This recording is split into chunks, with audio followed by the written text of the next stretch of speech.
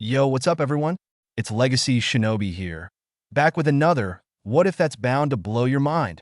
Today, we're diving into what if Naruto left Konoha for Kirigakure, trained by Kisame, and mastered the Seven Swords. An epic Naruto story. Picture this. Naruto, fed up with Konoha's betrayal and neglect, finds himself in the Mist Village, where he's taken in by the legendary Kisame Hashigaki. Under Kisame's brutal training, Naruto doesn't just master one blade. He conquers all seven ninja swords of the mist.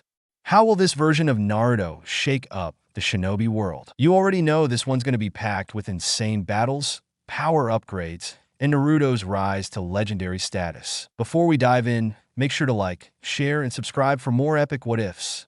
Alright, no more waiting. Let's jump straight into the story. Mountains towering over their heads, Naruto and his fellow Kirigakure Chunin walked along the streets of Kimogakure, looking around the host village for this year's Chunin exams. Many terraces and balconies encircled the tip of most mountains, the only noteworthy exception being the big blue structure built into the tallest mountain. Cables were strung across the village, sending electricity to every building. Making their way to a large hotel for the Chunin exam participants, Kirigakure's 12 Chunin participants and their 4 senseis mentally prepared themselves for the dangerous tests awaiting them. Hello, are you here for the Chunin exams? A dark-skinned woman at the reception for the hotel asked, taking a brief glance at their ninja headbands. Welcome to Kimogakure. Walking into an exam hall full of Chunin, Naruto and his fellow swordsmen scanned the area for any potentially skilled Chunin. The Uzumaki's eyes locked onto his former classmates at the Konoha Academy, wanting to see how powerful they were. Haku, go scout out the other Chunin. Shikamaru and I are paying our old classmates a visit. Got it, Naruto? Haku replied, her gaze shifting throughout the crowds. What's up? Naruto asked the Konoha shinobi that he had left behind, Shikamaru right behind him. The Nara's hands were stuffed in his pockets, Shibuki attached to his back. His appearance was slightly different from when he deserted Konoha, switching out the gray jacket for a black jumpsuit. Hey, Choji. So, the dead last shows up out of nowhere during the Chunin exams. Working for another village? Kiba taunted, Akamaru barking in agreement. I'm sure you're an even bigger loser working for Kirigakure than Konoha. They only let you have that useless sword because the Mizukage felt sorry for you. Taking out Samehada, Naruto bared his sharp teeth at Kiba, revealing sharper, more feral teeth than the regular ones he had before he left for Kirigakure. Working with the Nine Tails and fusing with Samehada multiple times had definitely changed his appearance. He felt the icy glare of Sasuke Uchiha pinned on him, but ignored it, having endured much worse on his missions. Meanwhile, seeing Choji move forward to give him a hug, Shikamaru embraced Choji back, having missed his best friend during his time away in Kiri. I missed you so much. Me too, Choji said, tears of joy in his eyes from seeing his longtime buddy after many months. You can still come back, you know. No thanks. That sounds troublesome. Shikamaru rejected Choji's offer, preparing to return to where Haku and his group were gathering. I wish I could talk more, but I have to get going, so see you. Choji responded, tears welling up in his eyelids. See you, Shikamaru said, shaking hands with Choji. The short length of the conversation slightly upset Shikamaru, but now, here at the Chunin exams, they were now competitors and possibly even enemies. His eyelids slightly drooping, Shikamaru repeated his last 2 words. This could have been his final encounter with his best friend on good terms. See you. Is that a challenge, Mutt?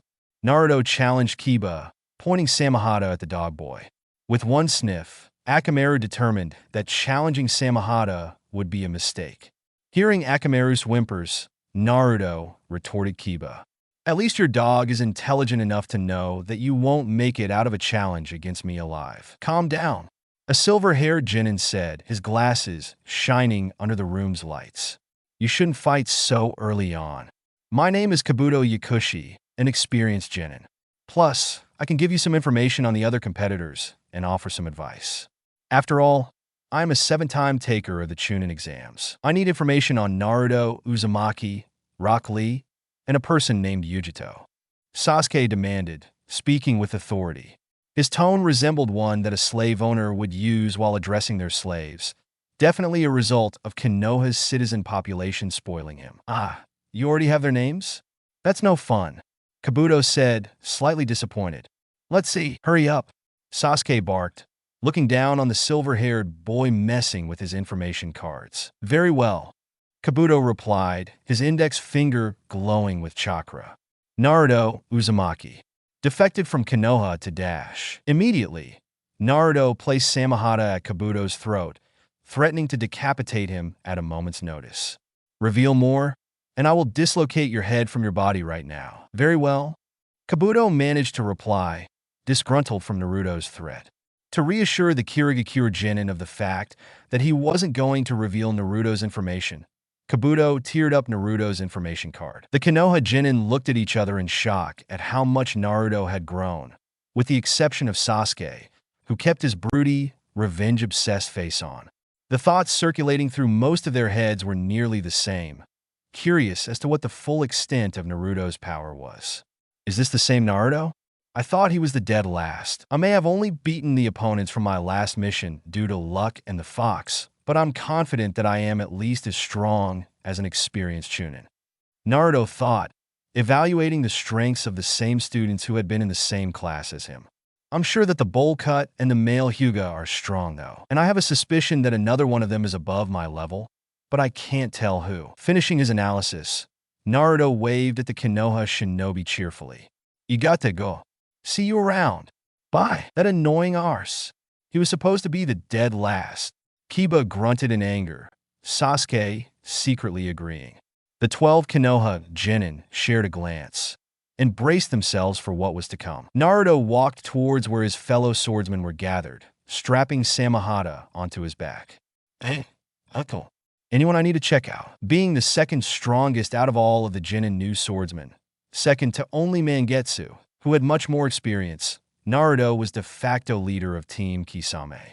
This was furthered by the fact that Samehada was by far the strongest sword of all 7 swords of the mist, because of its sentience and unique abilities. Yes, I have noticed a few teams that you will need to check out. There is one from each other major village participating.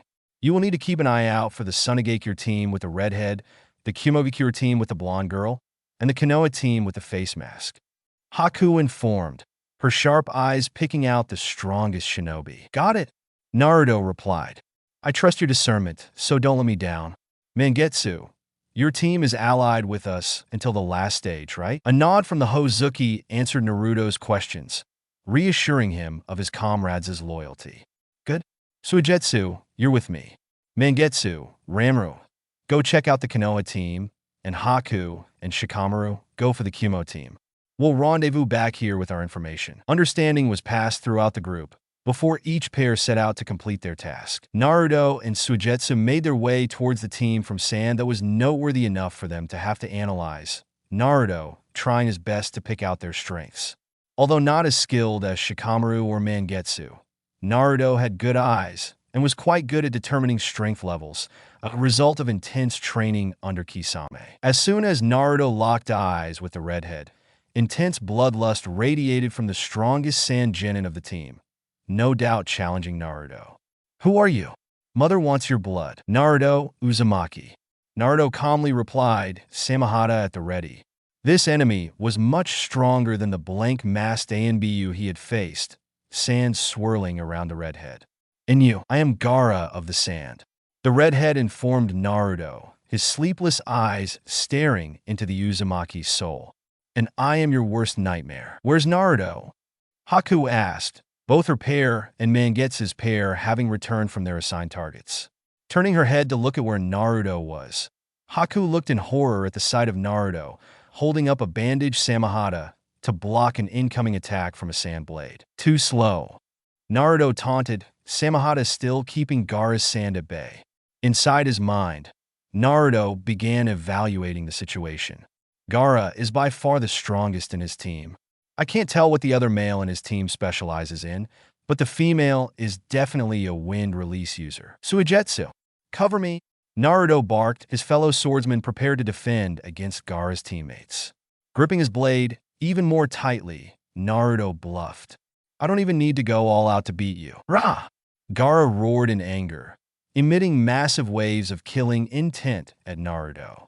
The Sunagakure Jinin applied more pressure to his attack, his clenched hands struggling to direct the sand downwards. You are no match for Mother and I. Immediately, Gaara's two teammates, Kankuro and Temari, entered battle stances, ready to support their teammate anytime. Sand leaking from his other hand, Gaara clutched his head in pain. This sand guy? He's as strong as me? Maybe even stronger?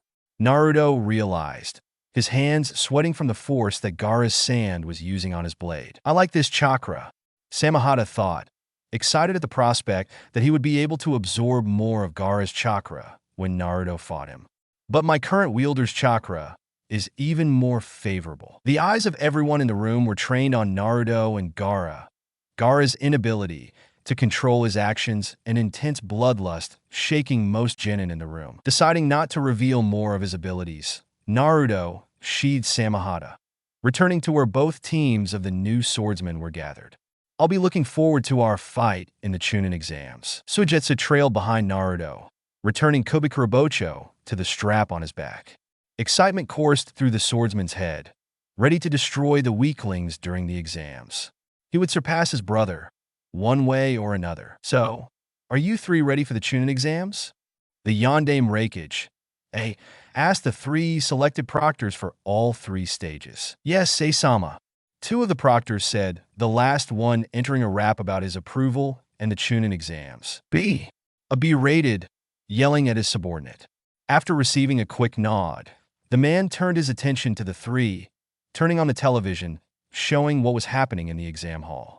Now go. With that, the first proctor, a blonde-haired man, disappeared, headed towards the site of the first exam. So, what did you guys catch about the teams that you were assigned to analyze?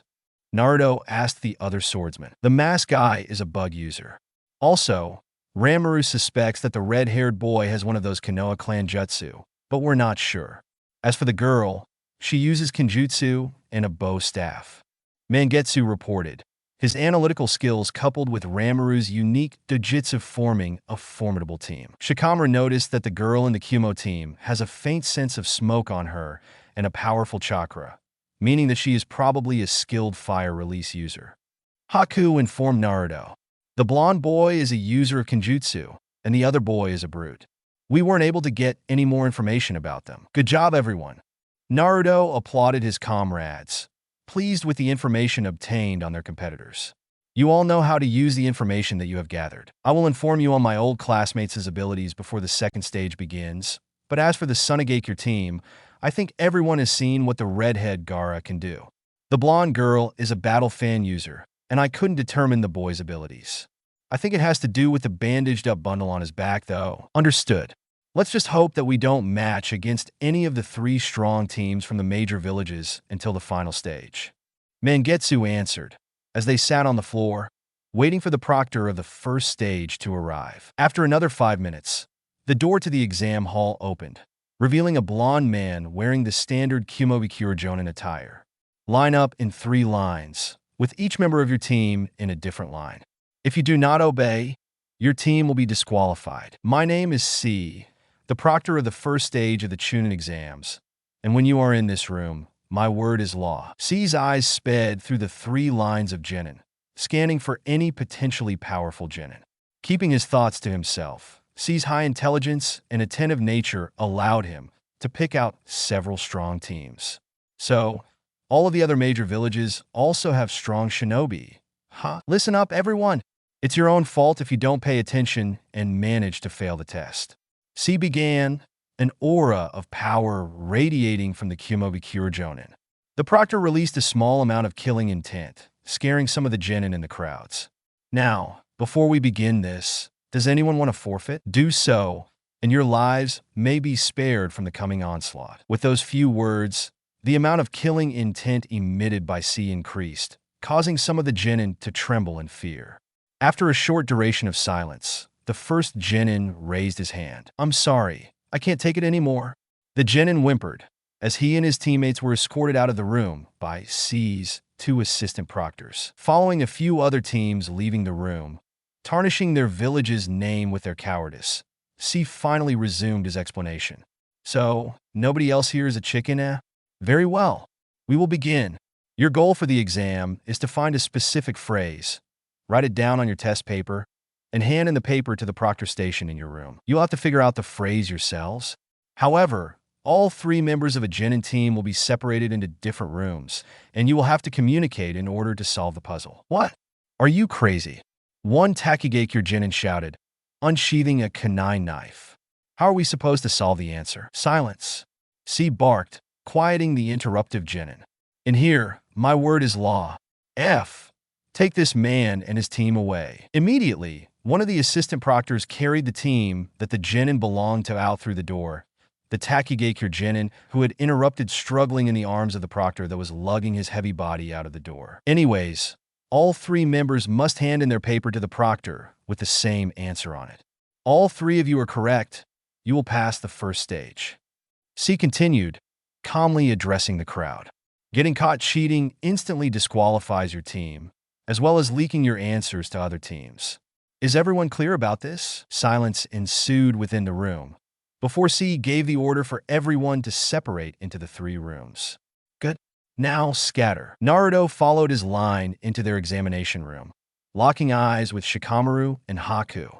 The Uzumaki caught a seemingly invisible object, grinning at what his teammates had prepared to communicate and synchronize their answers.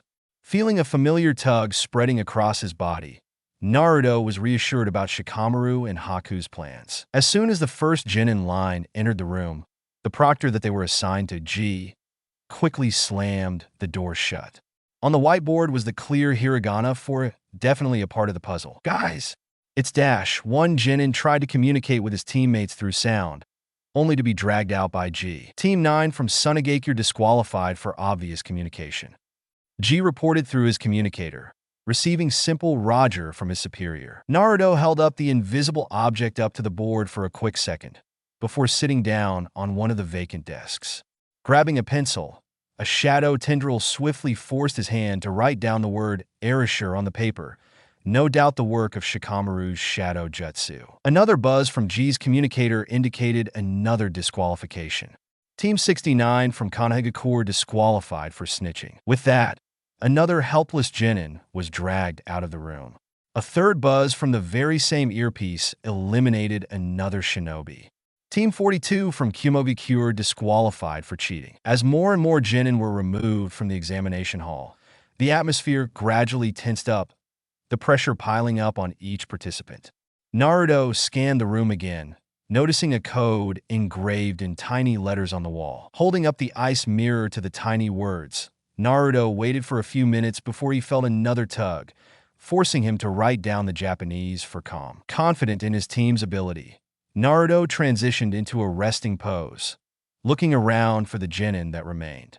The original crop of over 100 teams had been narrowed down to a bit over 30, no doubt the result of the very challenging test. Double-checking to see if any of the strong teams were still in the running, Naruto began noting down the future competition in his head. 5 minutes left, the proctor announced, staring at the 30 or so Chunin left.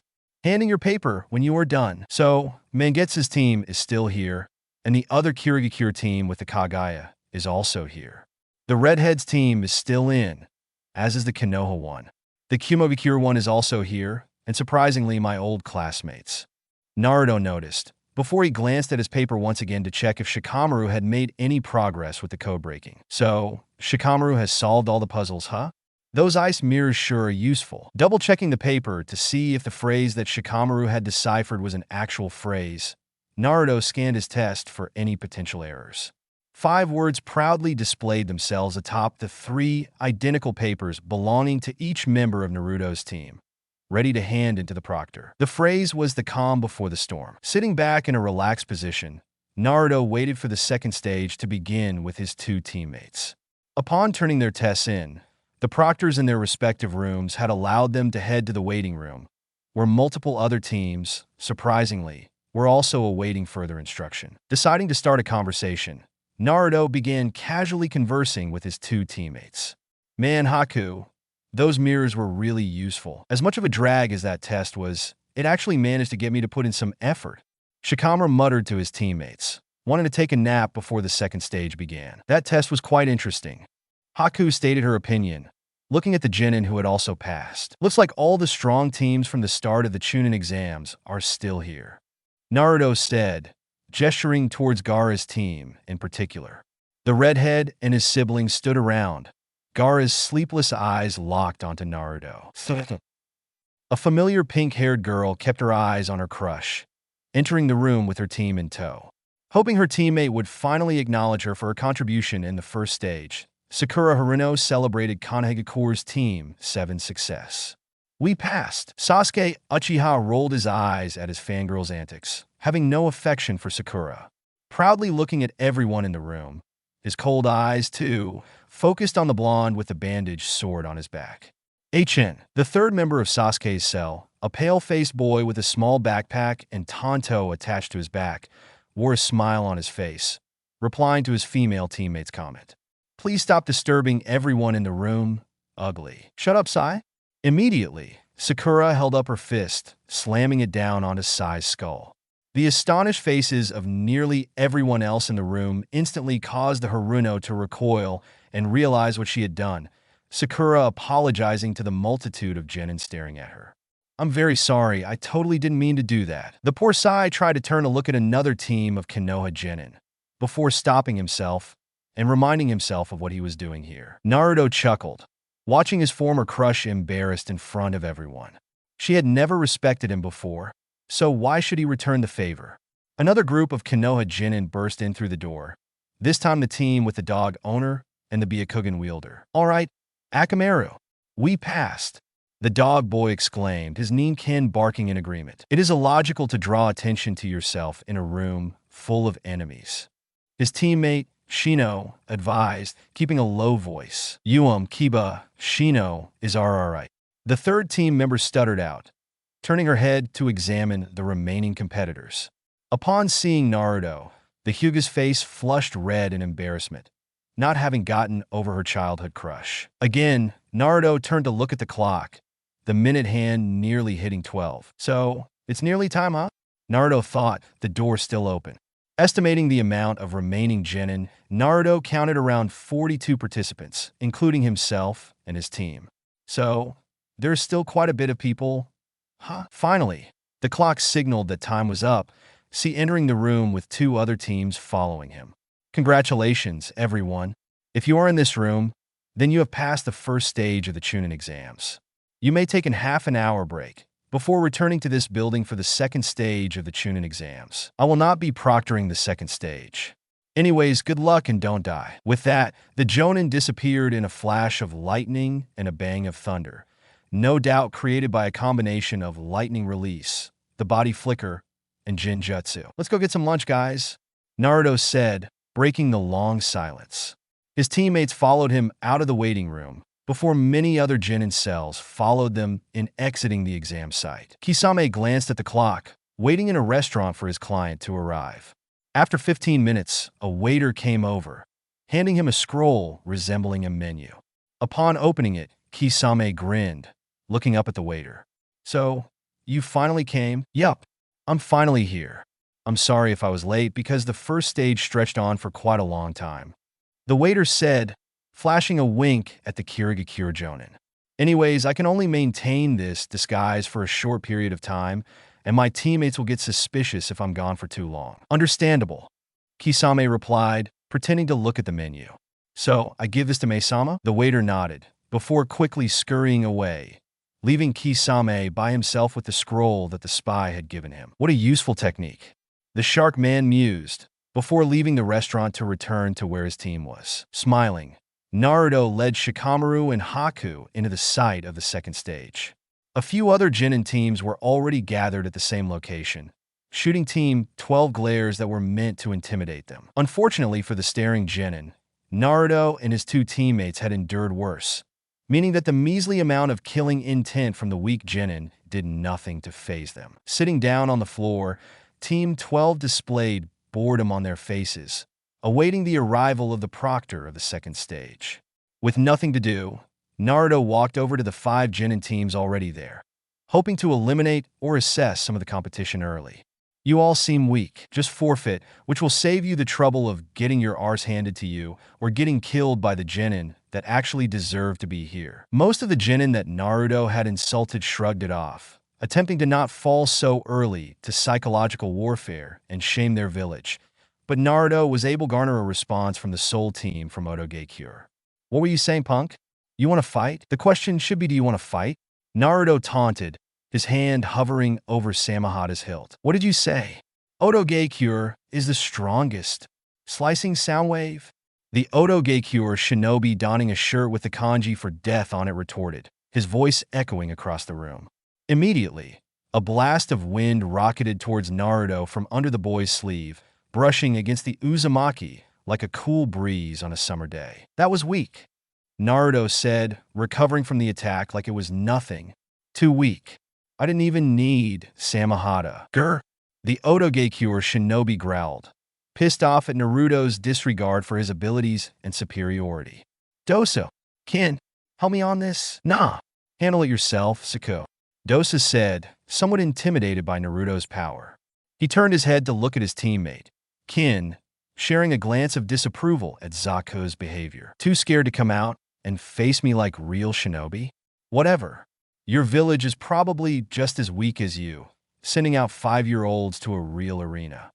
Naruto smirked, unstrapping Samahada from his back. In response to Naruto's constant belittling of his team and their abilities, Team Dosa stood up, ready to fight the Uzumaki. As more and more teams began pouring into the room, the trio of Otogakure shinobi stared Naruto down, emitting as much killing intent as possible. Dosa's eyes darkened at Naruto's remarks, seething at the blatant disrespect that his opponent displayed. How dare you insult Otogakure and our glorious leader? Whoa, a fight already? The exams haven't even started yet. One of the new arrivals whispered to his teammate, looking to see who won and assess Naruto and Team Dosa's combat abilities. Zaka made the first move. Swiftly, the genin let a burst of wind out through the tubes concealed under his sleeve, Naruto countering by dodging and darting towards Zaku. Zaku prepared to take Naruto's attack, but his teammate Dosa covered for him. Naruto clutched his ears in pain, Dosa's sound amplification device releasing a high-frequency ring towards the blonde shinobi. Everyone else in the room followed suit, covering their ears from Dosu's ear rape. Using Naruto's temporary immobilization as a chance to deal damage, Kin fired Sunbon at the Uzumaki, not bothering to use her signature Jinjutsu to take her opponent out. Unfortunately for Kin, Naruto spun through the hand seals for a wind jutsu. Wind style, great breakthrough, expelling a strong wind towards the incoming Sunbon. Naruto blew the Sunbon back towards Kin at a faster speed than when they came towards him, propelled by the wind that the blonde had generated. Darting towards the Oto team, the Kirigakure swordsman weaved hand seals, before releasing a wave of water from his mouth. Water style, water bomb. Dosu, Zaku, and Kin were too slow to dodge. The water drenched their entire body, Kin's hair especially soggy and heavy from Naruto's water chakra. Weak, Naruto said again, before launching into another sequence of hand seals. Wind style, air bullets. As tiny wind drills made their way towards the vulnerable genin team that had chosen to challenge Naruto, a black flash made its way into the range of the air bullets. Water style, water wall. Naruto's wind-release bullets embedded themselves in the wall of solidified water, revealing a dark-skinned man with white hair and a standard Kyumo uniform. The four of you dull maggots, stop fighting. The second exam is beginning. Naruto looked around, cursing to himself at the multitude of people who had been observing his fight with Team Dosu. Turning his gaze towards Shikamaru and Haku, Naruto saw his Nara teammate giving him a shrug. Naruto gathered himself, slowly trudging back to his team. Shika, you should have told me that there were so many people here, he thought to himself, returning Samahada to its place. Welcome to the second stage. I'm the proctor, Darui. We won't be having it here, though, so follow me to the real exam location. How dull, Darui announced, walking out of the room with his hands stabbed into his pockets. Seeing as only a handful of people were following him, Darui turned his head to look at the other genin. What, you coming or not? The crowd of genin scurried out of the building, walking toward another building attached to another one of the mountains. The roads of Kumogakure stretched from each structure connected to one of the mountains to another, as well as buildings built on platforms linked to the mountain range. The building that they were headed for, however, was one that was joined with a mountain. Darui entered a room with a balcony and an empty floor, a stone statue of the Eight Tails at the very front of the room. Flipping a switch, the lights flickered on, revealing a stairwell up to the balcony, as well as a terrace on the roof of the statue. No doubt a viewing platform for what was to happen below. "We're here." Naruto, Haku, and Shikamaru shared a glance, taking note of their surroundings in case it was needed for the second stage. Two other proctors entered the room, each carrying a platform with a flag attached to it. Each of the two assistant proctors placed the platform on opposite sides of the room before they placed 4 seals around the perimeter of the area. Stepping onto the viewing platform atop the Eight-Tails statue's head, Darui began his introduction. "Welcome, Chunin, to the second stage of the Chunin exams. Would you please go up onto the balcony?" Glancing around, Naruto tallied the same number of Chunin that C had passed, 16 teams in total. The Kirigakure Chunin was confident that at least half of these remaining teams would be failed, but the method that Darui was going to half the competitors was still unknown to him. Naruto, confident that the second exam would be related to the flags that the assistant proctors had set up, returned his attention back to Darui, who, after pausing briefly, had resumed talking. "As you already know, I'm Darui, the proctor for this stage of the Chunin selection exams." The elite Kirigakure Jonin announced, his right hand scratching the back of his head.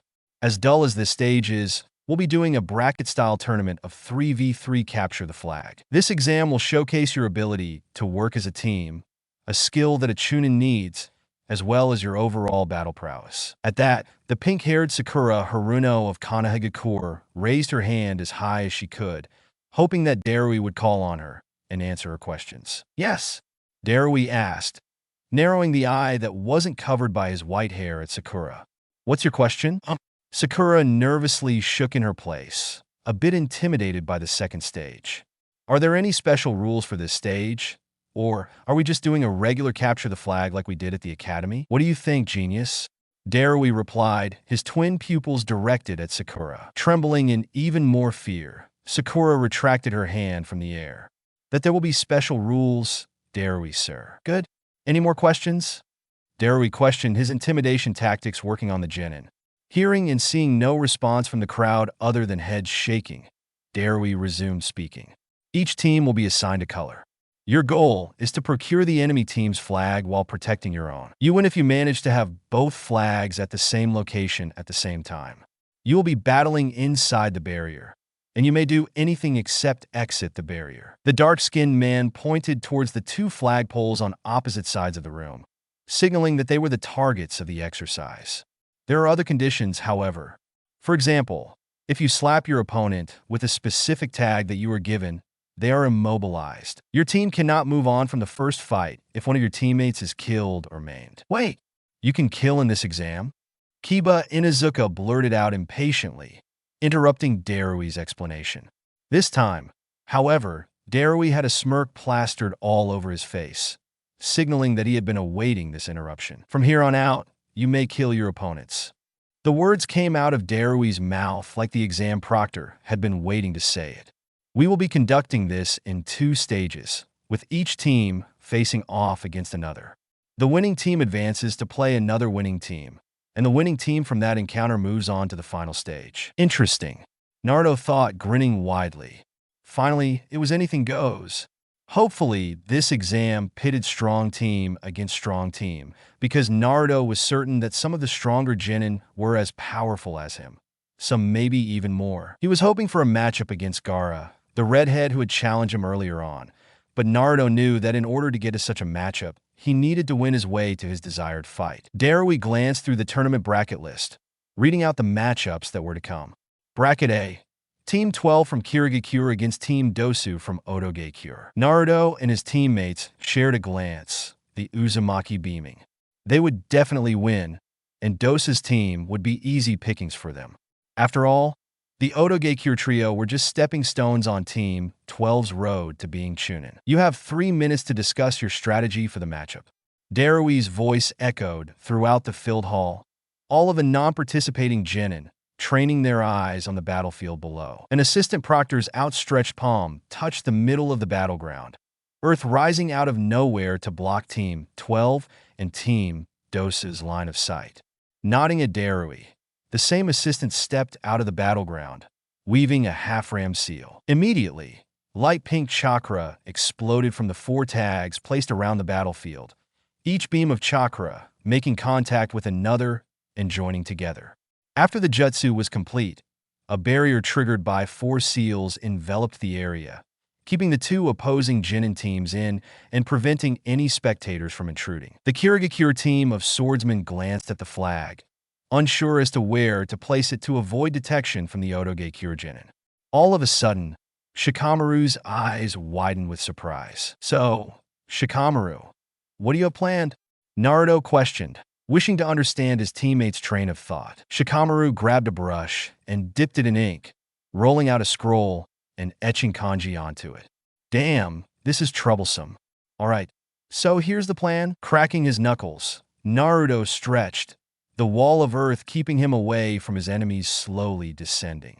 His eyes instantly shot to the lone red flag wavering in the distance, Kin, Zeku, and Dosu encircling their own camp. Leaping towards the red flag, Haku readied Nuabari, ready to use it to penetrate her enemy's defenses and snatch the flag.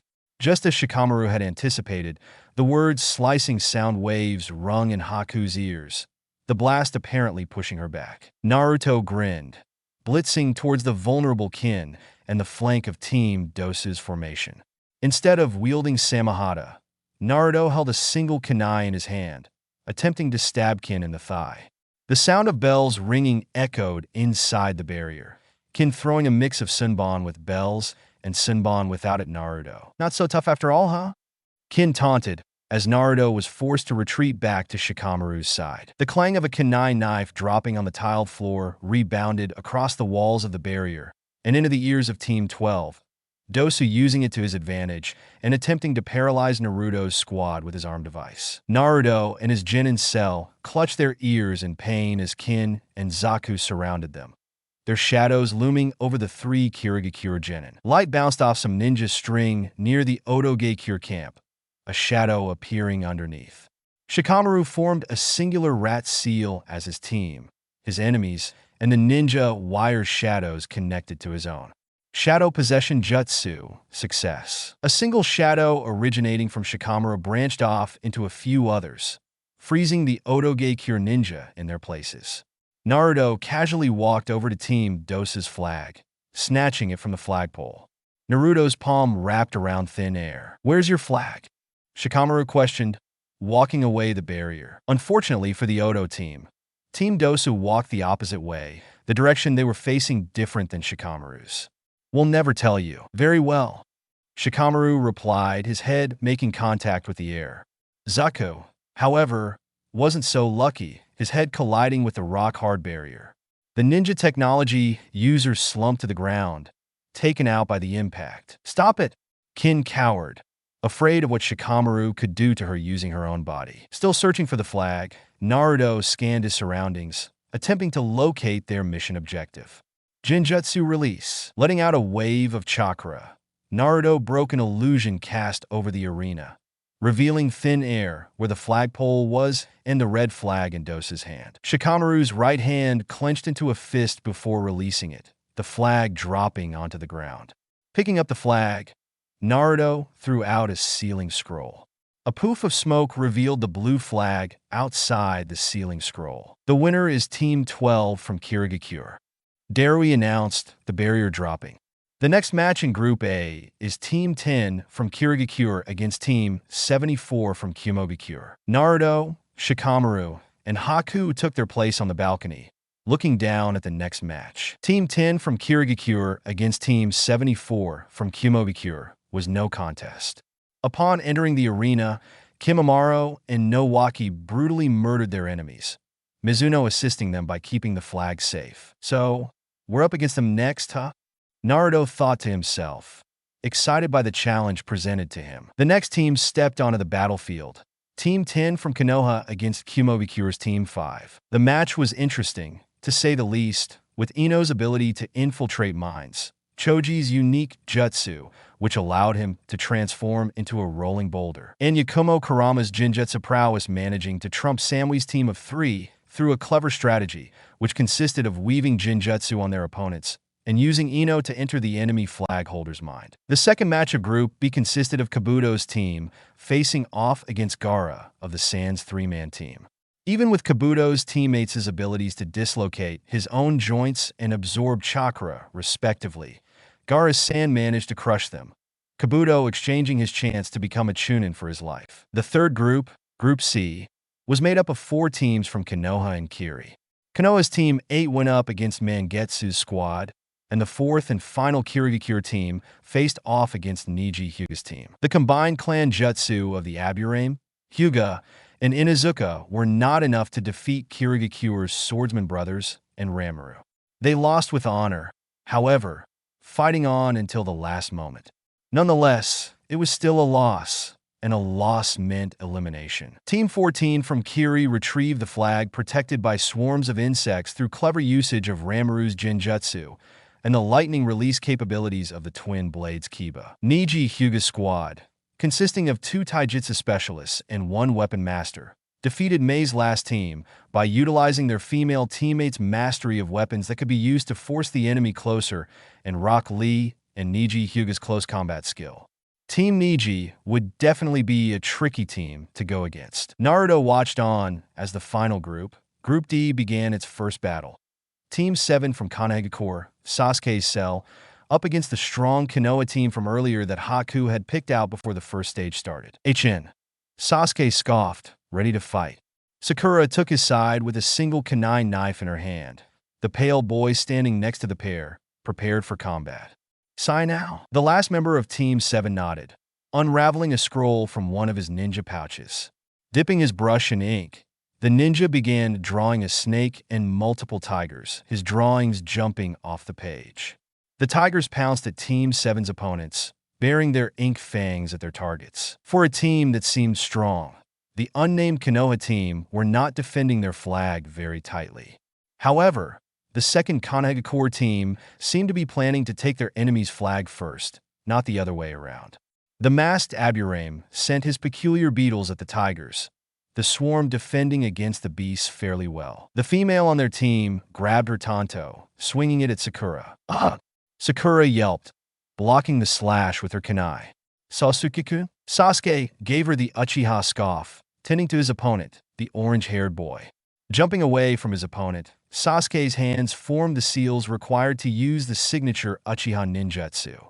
Fire style, Fireball Jutsu. A flaming ball of chakra flew towards Sasuke's opponent, barely missing the other Konoha genin. Interesting. Sai resumed drawing, minuscule letters appearing on the exterior of the conjured beasts. His opponent, the Aburame, shared a glance with Sai, sending his bugs to latch onto the summoned inked tigers and lions. A snake slithered to Sai's side, carrying something within its mouth. The ink snake spit out a metal pole with blue cloth tied on it, no doubt the enemy flagpole. Proctor, we have successfully retrieved the enemy flag. Team 7 from Konoha is victorious. Darui monotonously announced, the barrier around the battlefield disappearing to allow Team 7 and the other Konoha team to exit the arena. Sasuke pridefully trotted away from the battlegrounds, one step closer to gaining more power. After all, he was one step closer to becoming a Chunin, which meant that he could access more jutsu scrolls and more parts of the Uchiha library. Typical Sasuke, Naruto thought, assessing the match. Why do I feel like the other team from Konoha let the damn bastard win, though? Didn't Haku deduce that these guys were a league above many of the others? Team Yujito against a nameless Sunagakure team had been quite fun to watch, mostly due to how easily the Kumobikure trio obliterated their enemies. Naruto hoped that they would crush Team 7 the same way, knocking the last Uchiha down a peg. Realizing what was going to happen next, adrenaline rushed through Naruto's veins, his heart pumping faster. Naruto clutched Samehada tightly, confident that he would need to use it to defeat Kimimura's team. It would be his turn next, and he would win it. That Chunin promotion was his. A clerk at the Raikage's office unstrapped a scroll from an ink bird which flew in from the open window, scanning through the contents. The clerk grinned at what the scroll contained, before quickly running through the hand seals for the summoning jutsu. So, it's Sai and the others' latest report. Huh? A pigeon was transported from his own summoning realm to the top of the clerk's desk through the summoning jutsu. No doubt, because his summoner wanted him to perform a task. So, Akihiro, what do you need me to do? Sure. Be quiet. I have company here at my job. Akihiro replied to his summon, fingering the scroll. The clerk passed the scroll to the pigeon, the bird picking the paper up with his claw. Send this away to the roots that support the great tree. Yui, what are you doing? Asama won't be pleased if you don't finish your share of work. Seeing the disguised Akihiro's attention off the papers on the root agent's desk, another office worker hollered at Akihiro. Apologies, I had a message that I needed to send. Akihiro replied in a different voice, turning to the forms that he had been assigned to complete. He had to keep up appearances after all. How he missed the constant missions as a root ANBU, but sometimes sacrifices had to be made. Plus, he wasn't one of Danzo's best spies for nothing. Everything that Danzo did and ordered his subordinates to do, Akihiro knew in his heart, was for the best of Konoha. Team 12 stepped onto the battlefield, unsheathing their blades. Their opponents were no pushover, being 3 of the Kirigakure's academy's top students. From what the other 7 swordsmen told him, Naruto knew that Kimimaro was from an esteemed but near-extinct clan, the Kagaya, and Nowaki had some sort of a bloodline ability. According to our intel, 2 of the members of the enemy team have powerful Kekkei Genkai. Shikamaru reported, this will be a troublesome fight. From their last fight, I think that their flag will be with the girl, because they usually use Kimimaro and Nowaki to attempt to steal their enemy's flag. So, are we sealing the flag in a scroll again?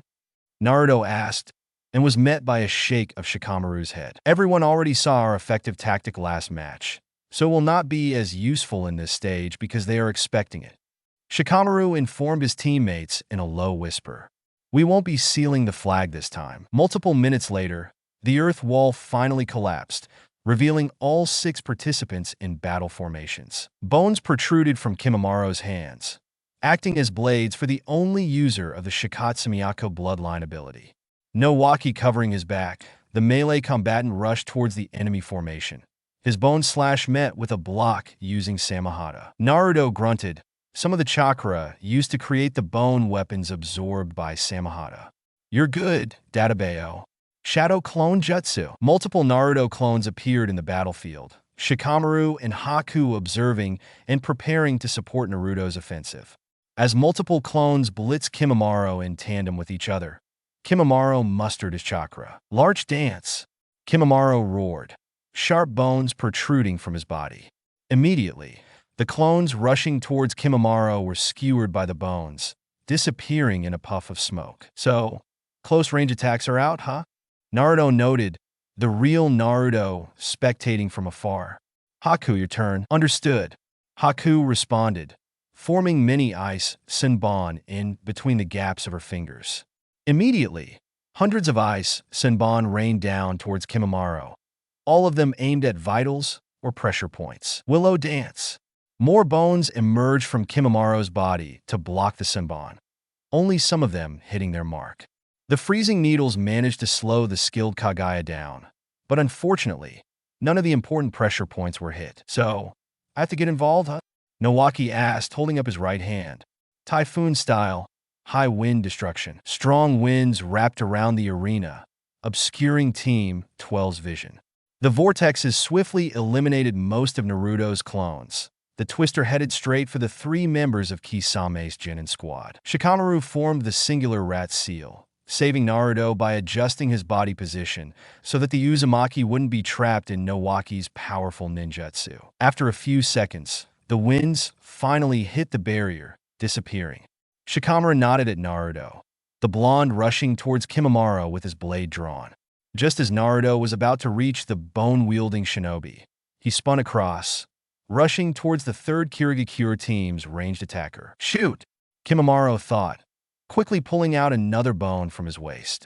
Willow dance. Naruto's stomach collided with the waist bone, Naruto spitting out saliva as his momentum was stopped by the stone-hard bone. Your opponent is me. Kimimaro confirmed, preparing another attack. Bracken dance. Dodging as many bone spears as he could, Naruto danced around the 10,000 bones that Kimimaro sent, flying upwards at different angles. Behind him, Shikamaru and Haku put up earth and ice walls respectively, defending themselves from the onslaught that Kimimaro had created. Seeing Naruto in a pickle, Shikamaru once again utilized his shadow possession jutsu to adjust Naruto's body position to one that barely avoided all of the bones. Ice style, frozen field, Haku hollered, forming a thick sheet of ice. The freezing cold, solid blanketed the upwards-facing bones, numbing Kimimaro's weapons. Unfortunately for Team 12, Kimimaro's attack had damaged them, some of his bone spears hitting them straight on and harming them. Naruto grinned as Kimimaro's feet were stuck in place by Haku's ice field. Naruto rushed at the vulnerable Nowaki and Mizuno, weapon drawn.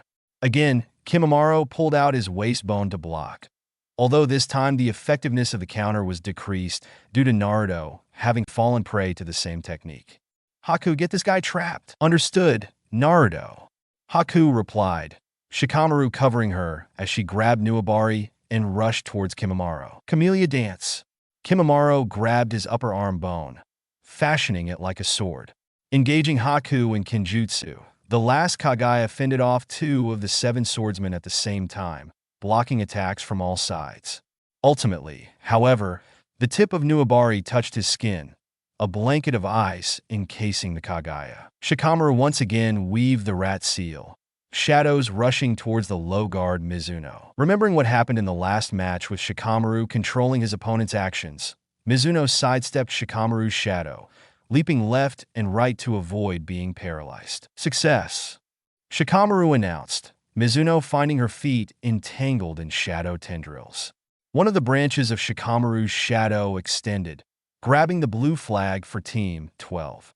Suddenly, a gust of wind blew a scroll away from Shikamaru, the paper unraveling and revealing a seal. You don't have your scroll now, Nowaki announced.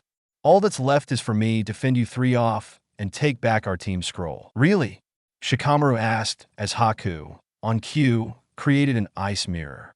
The Kirigakure Kunoichi entered the ice sheet, before returning with the red flag.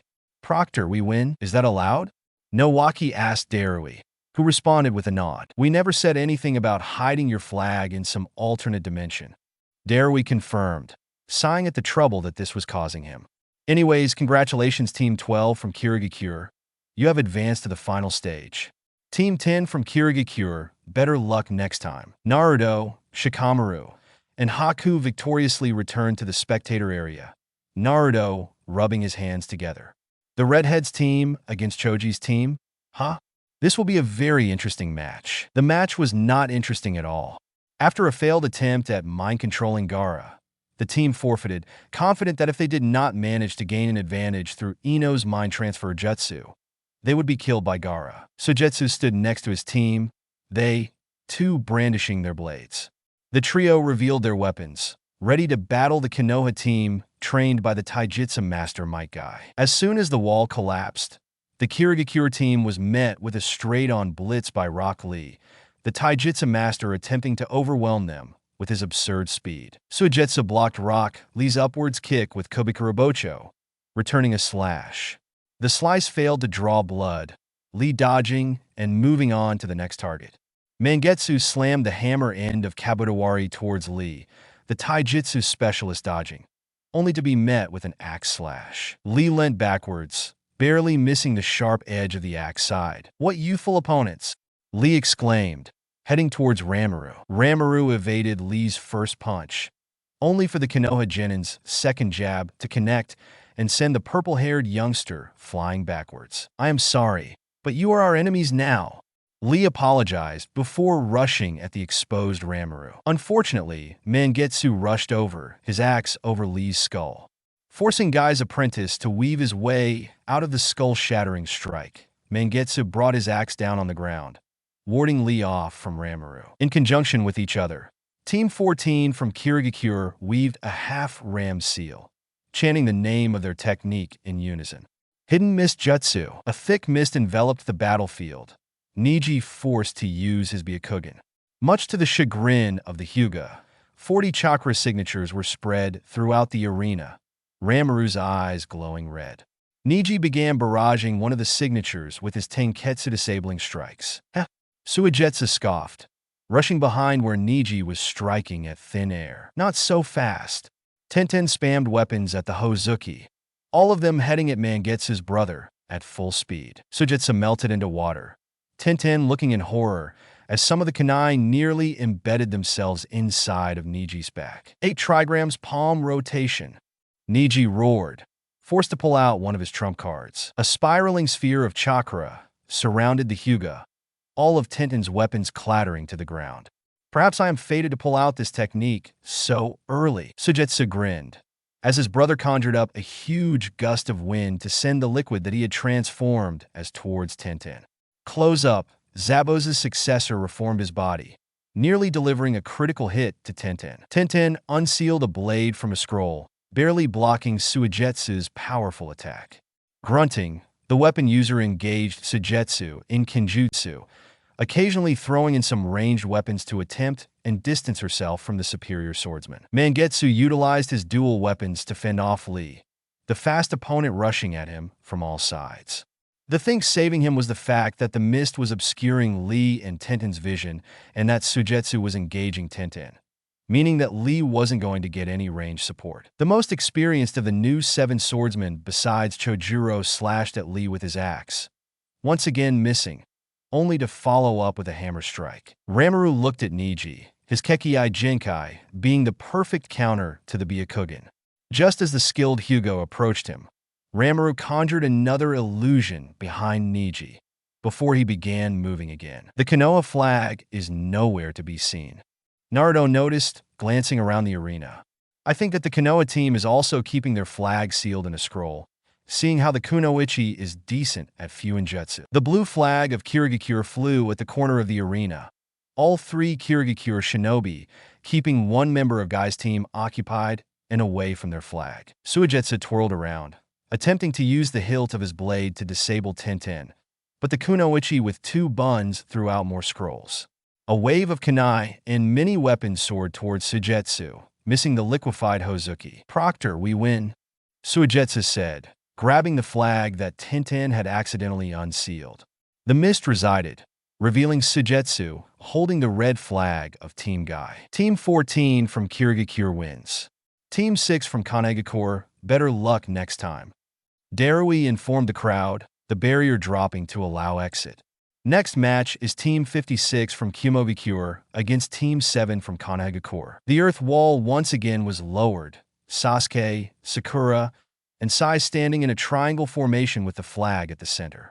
Meanwhile, Team 56 from Kumobikure had their flag tucked away at the back of the arena, sure to go on the offensive. Earth-style, flying stones, the dark-skinned male shouted, sending many stone projectiles at Team 7's formations. Atsui now? Something hot coming up? Kaiwi. The blonde male grabbed his katana, slashing at the stones, soaring toward Sasuke. Multiple arcs of fire rushed towards Sasuke in addition to the stone projectiles, the Uchiha already weaving hand seals. Sharingan active, Sasuke returned the Uchiha clan ninjutsu. 2 can play at that game. Fire style, Fireball Jutsu. The fire slashes and rocks overpowered by Sasuke's ninjutsu. Sasuke scoffed at the success of his defense. Sai drew Ink Lions, sending them at the Kumobikure team. Trying to use Ink Kittens against me is a bad idea, the strongest member of the Kumobikure team remarked, channeling fire chakra in her lungs. This is over. You guys never stood a chance at all. Rodent Hairball, encasing her spit in her special fire chakra. A rat was formed from the blazing blue fire chakra, splitting into many projectiles. Water style, water wall, Sasuke said, his teammates keeping the formation intact while he performed a technique he had copied with his Sharingan. Unfortunately, the blue flames burnt through the water jutsu, nearly hitting the 3 Konehagakure genin.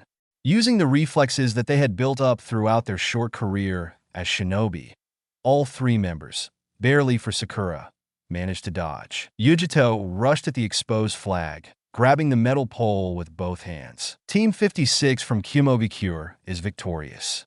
With that, Team 7 from Kirigakure is eliminated. Dare we report it? For those who have passed, the final stage tournament brackets will be passed out. Please head to the Lightning Arena in 1 month for the final stage. You are dismissed. As both the victorious and defeated shinobi exited the arena, Naruto and his team of 3 shared a glance. So, it's everyone for themselves from here on out, huh? Naruto stated coolly. Good luck, good luck. Shikamaru and Haku echoed. All 3 genin nodded before they headed their separate paths to train for the final stage. Samahata within his palms, Naruto stood facing Kisame on the same training field in Kirigakure where he had began learning under his new master. After all, they had an entire month, and it wouldn't be worth it to have a random Kimonin report what they were learning to a fellow Kirigakure team. Bend your knees lower, Kisame barked, forcing Naruto into another position from one of the katas that Naruto was performing revision on. Understood, Naruto replied, entering a basic pose. He brought his blade down from both sides, as if he were in a battle, before twirling around and delivering a strike to the back of a training dummy's head. Again, Kisame ordered, pointing his replacement sword at his apprentice. This time, swing from a higher angle. Understood. Naruto replied once again, repeating the sequence of the Kenjutsu kata that he was practicing. Good. This combo is getting better, Kisame remarked before grabbing another training dummy. Next exercise. Your goal is to destroy this dummy in 1 strike with Kenjutsu. No Samahata or any ninjutsu. Naruto grimaced at the difficulty of this task, but nodded, not wanting a punishment from Kisame's strict training regime. He reassured himself that getting punished for your mistakes was building up his pain tolerance and ability to survive under enemy capture, and that it would help him perform better in battle, before discarding his 7 sword and replacing it with a basic Kirigakure katana. Begin, Kisame ordered sharply. Naruto began a run up to the dummy, raising his blade to his shoulder before swinging down with a singular slash aimed to behead the dummy. 2 more tries, Kisame informed his subordinate, before readjusting the training dummy to his standard position. Once again, Naruto darted up to the dummy, using his feet to propel him forward and gain more momentum. This time, the head of the dummy wobbled, not quite coming off. Last try, Kisame stated, resetting the dummy back to its original state. Understood. Naruto bowed before gripping his katana loosely. The Uzumaki ran towards the dummy, swiftly bringing the blade of his sword down at the neck of the training device, knocking the dummy's head back a bit more. You failed. No lunch today, Kisame informed the young genin going through his training regime. Now, I never said you couldn't use chakra, didn't I? I only said no ninjutsu. Of course! Naruto berated himself for being so careless before returning to his practice. This time, utilizing his basic grip, Naruto pushed his wind chakra through the metal, cleanly severing the dummy's head with 1 strike. Finally, Kisame said to Naruto, grinning, that's it for this morning. Go work on your personal studies, but remember, no lunch. Next time you fail is a beating. Wiping the beads of sweat from his exposed forehead, Naruto sighed, before placing his training katana on the bench nearby and rushing to one of the scrolls he had picked up on the way to Kirigakure. The doors to the 7 Swordsman complex opened, Naruto walking into the indoor training area of the large compound.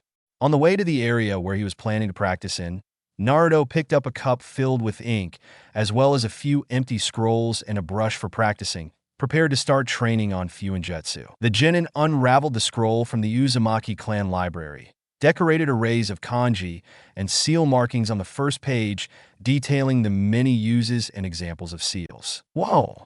Naruto marveled at the complexity of the art that his long-lost clan specialized in, trying the most basic seal that the book described. The storage seal is one of the most versatile and convenient seals, and can be done by any shinobi who has learned it correctly. Naruto began copying down the sealing kanji, only to notice that he could barely read what he was writing. Still, he pushed onwards, finishing the final strokes of his seal. Applying the amount of chakra that the scroll expressed to the seal, Naruto attempted to trap his ink holder in the scroll, only for the seal to glow and fail. Damn it, what am I doing wrong? Re-examining the seal that he had drawn, Naruto noticed the barely legible kanji in the center of the seal. Markings, realizing which part he had performed incorrectly.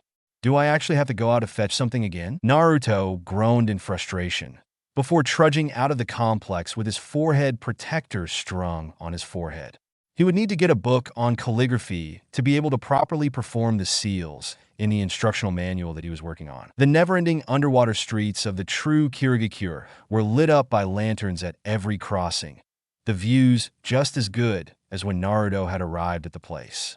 After all, the new regime in Kiri had renovated the village to be more and more livable. The new Seven Swordsmen seemed to be quite the popular group among the civilians. The Seven Swordsmen having always been the ideal and beacon of Kirigakure shinobi before Yagura came along and the swordsmen began going rogue. Naruto stepped into a shop, waving at the owner of the location. "Can I get a book on calligraphy?" "Why, of course." The owner happily replied, scurrying over to one of the numerous bookshelves. "Choose which one you want. The best one is on the very right of the middle shelf, while the ones for beginners is on the top shelf." Grabbing both the books that the store owner had recommended, Naruto forked over the Rio for the books. "Thank you." "Ah, it's no problem. Thank you for coming." Pleased by the successful purchase and his goal of the visit completed, Naruto strolled through the streets, his mouth watering at the wonderful aroma of food. The blonde reminded himself what would happen if he invoked the wrath of his sensei, shuddering at the memory of what Kisame did when he was incredibly furious at the Uzumaki. The boy grinned as he returned to his home, resuming work on the storage seal. The sound of his stomach rumbling in anger rang through his ears, but Naruto ignored it and returned to work on his Fuinjutsu project. The sooner he could get this finished, the sooner he could stop having to lug Samehada all around and be able to carry it conveniently. Naruto began skimming through the calligraphy book, copying down and beginning work on the described exercises. Quite difficult, Naruto thought, knowing that his reading and writing was mostly self-taught, due to him skipping most classes during his time at the Leaf and the matron of the orphanage refraining from teaching him. Seconds turned to minutes, turned to hours, before the Fuinjutsu novice's hand hurt, sore from all the writing. Naruto triumphantly stretched, pleased at the success he had with the calligraphy. From barely legible near scribbles, Naruto's writing had become more structured and readable. Checking the time, Naruto bit his lip in frustration, knowing that Kisame would most likely kill him if he was late to the next training session. The blonde rushed out to the training field which he and his Jonin sensei had occupied, grabbing Samehada on the way to the area, as well as the second scroll he had picked up from the Uzumaki library. Wind style. Wind sword was a ninjutsu, which allowed him to create a sword of hardened air, useful because it was invisible as well as extremely sharp, and could be used to augment Samehada's already destructive capabilities. Finally, Kisame said, his sword resting on his shoulder. "Took you some time?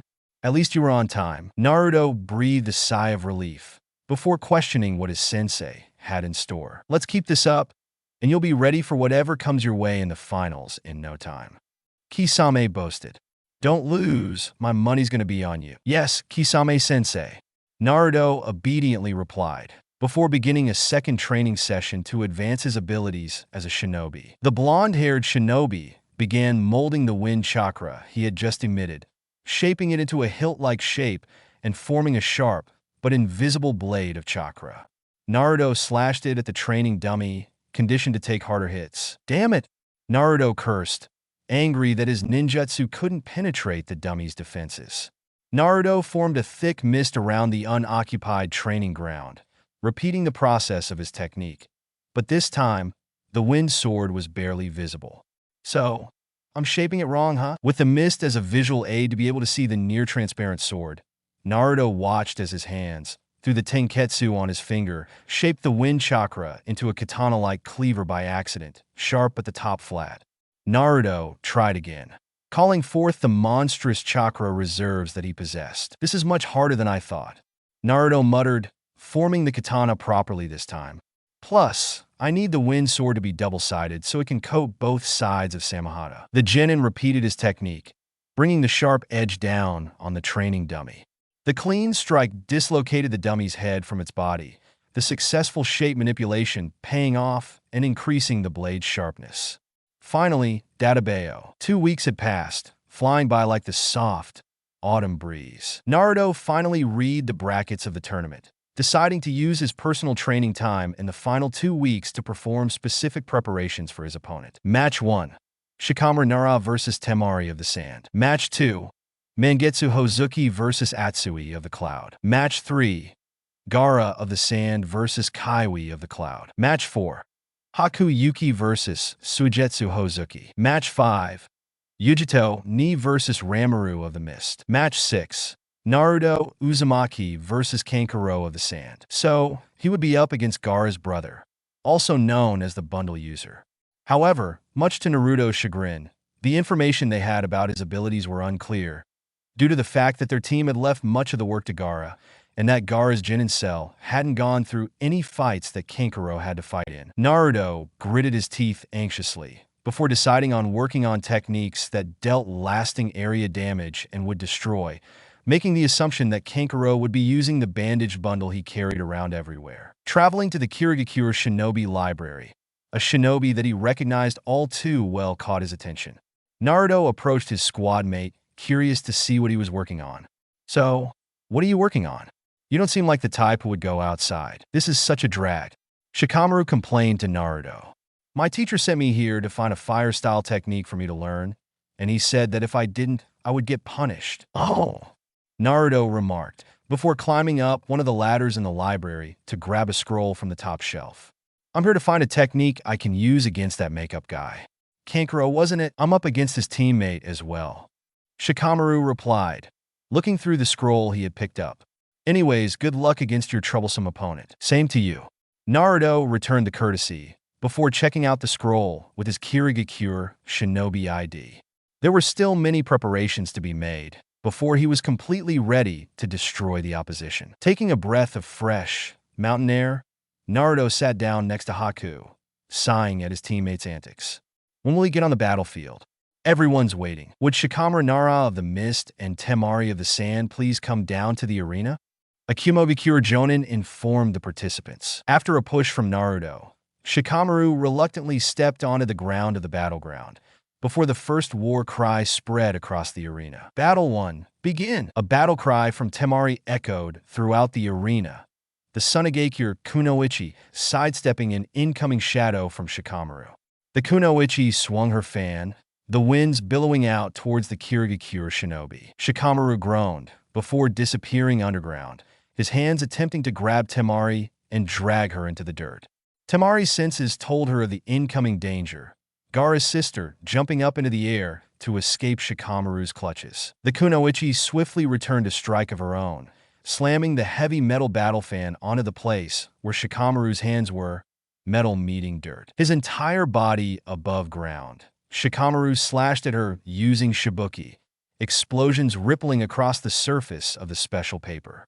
Small sparks lit up all over the blast sword, ready to be used as a weapon. Temari grabbed her battle fan, fashioning it as a shield against Shikamaru's sword. The two exchanged hits, until Shikamaru released a water bullet at his opponent. Immediately, the Sunagakure shinobi looked warily at the ground below her, seeing it as an attempt to ensnare her in the Nara's signature ninjutsu. Unfortunately, not one strand of shadow came at her. Temari slightly damaged from Shikamaru's water release jutsu. Another swing of Temari's battle fan announced that another attack was coming. This time, Shikamaru created a wall of water, some of the droplets splashing onto his face from the powerful winds. The wielder of Shibuki once again formed the seal for Rat, extending his shadow to capture Temari. Temari suspiciously eyed the shadow, leaping back 2 steps to avoid Shikamaru's technique. Wind style. Great breakthrough. A heavy burst of wind soared towards Shikamaru, the Nara retorting with a blast of flame. Fire style. Flame bomb. The jet of fire collided with the burst of wind, Shikamaru's counterattack overpowering Temari's initial offensive. Temari cussed loudly, summoning a weasel to help her extinguish the flame. The rodent swiftly produced a scythe from a seal on his body, rocketing toward Shikamaru while using his melee weapon to dull the effect of the flame. The weasel swiftly bared the metal blade, nearly delivering a dangerous blow to Shikamaru's chest until the Nara sunk back into the ground. emerging behind the weasel. In an attempt to stop her summon from being attacked, Temari released a gust of wind, blowing her weasel even farther forwards and sending Shikamaru flying.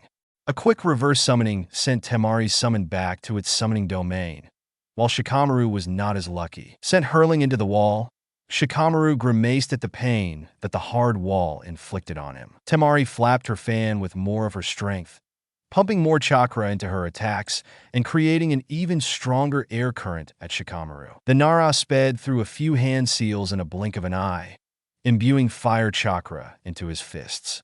Using his forearm to shield his body from Temari's wind, Shikamaru blitzed towards his opponent, sparks flickering throughout Shibuki from Shikamaru's potent fire chakra, shrouding it as well. Temari grunted as Shikamaru's fist slammed into the brunt of her fan, the metal denting slightly from the strength of the attack. Shikamaru panted at the failure of his incomplete attack, disappearing underground before Temari could counterattack.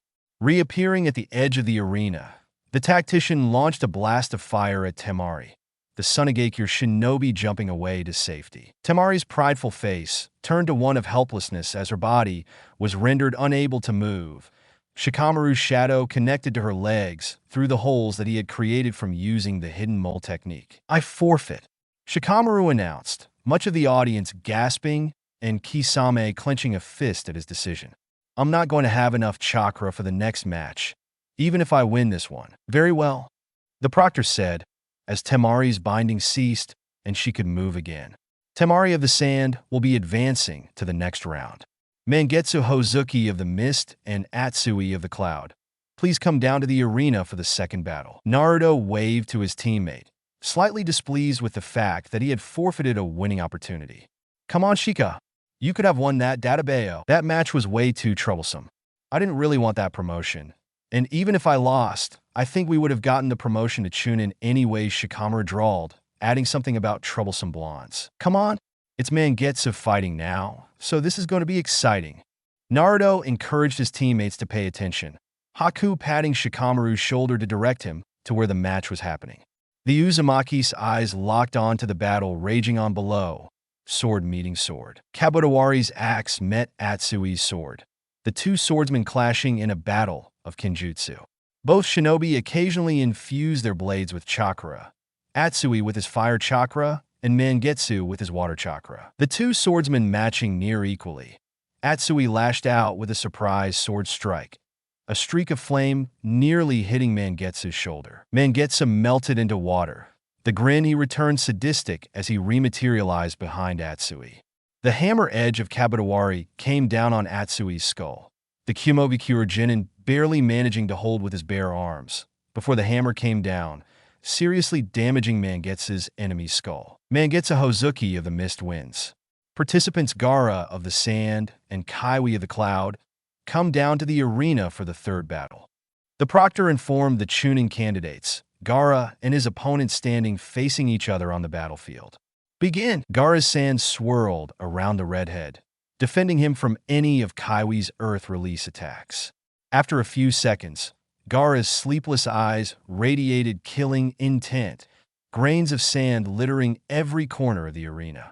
The sand suddenly rushed towards Kaiwi, the Kumobikure Jinin attempting to take refuge underground. It was a fatal mistake. Gaara harnessed the minerals underneath the earth, manipulating them to fit his needs, before Kaiwi's bloodied and dead body reemerged, carried by an arm constructed by sand. Gaara of the Sand wins. The proctor shuddered as Gaara brushed past him, a sharp glare inducing fear in the eyes of the Jonin. "Haku Yuki and Sujitsu Hozuki of the Mist, please come down to the battlefield." "Good luck, Haku." Naruto encouraged his teammate, Haku ready to fight Suigetsu to decide who was Zabuza's best apprentice. The determined Jinin made her way down to the battlefield, polishing Nuabari with cloth before the match began.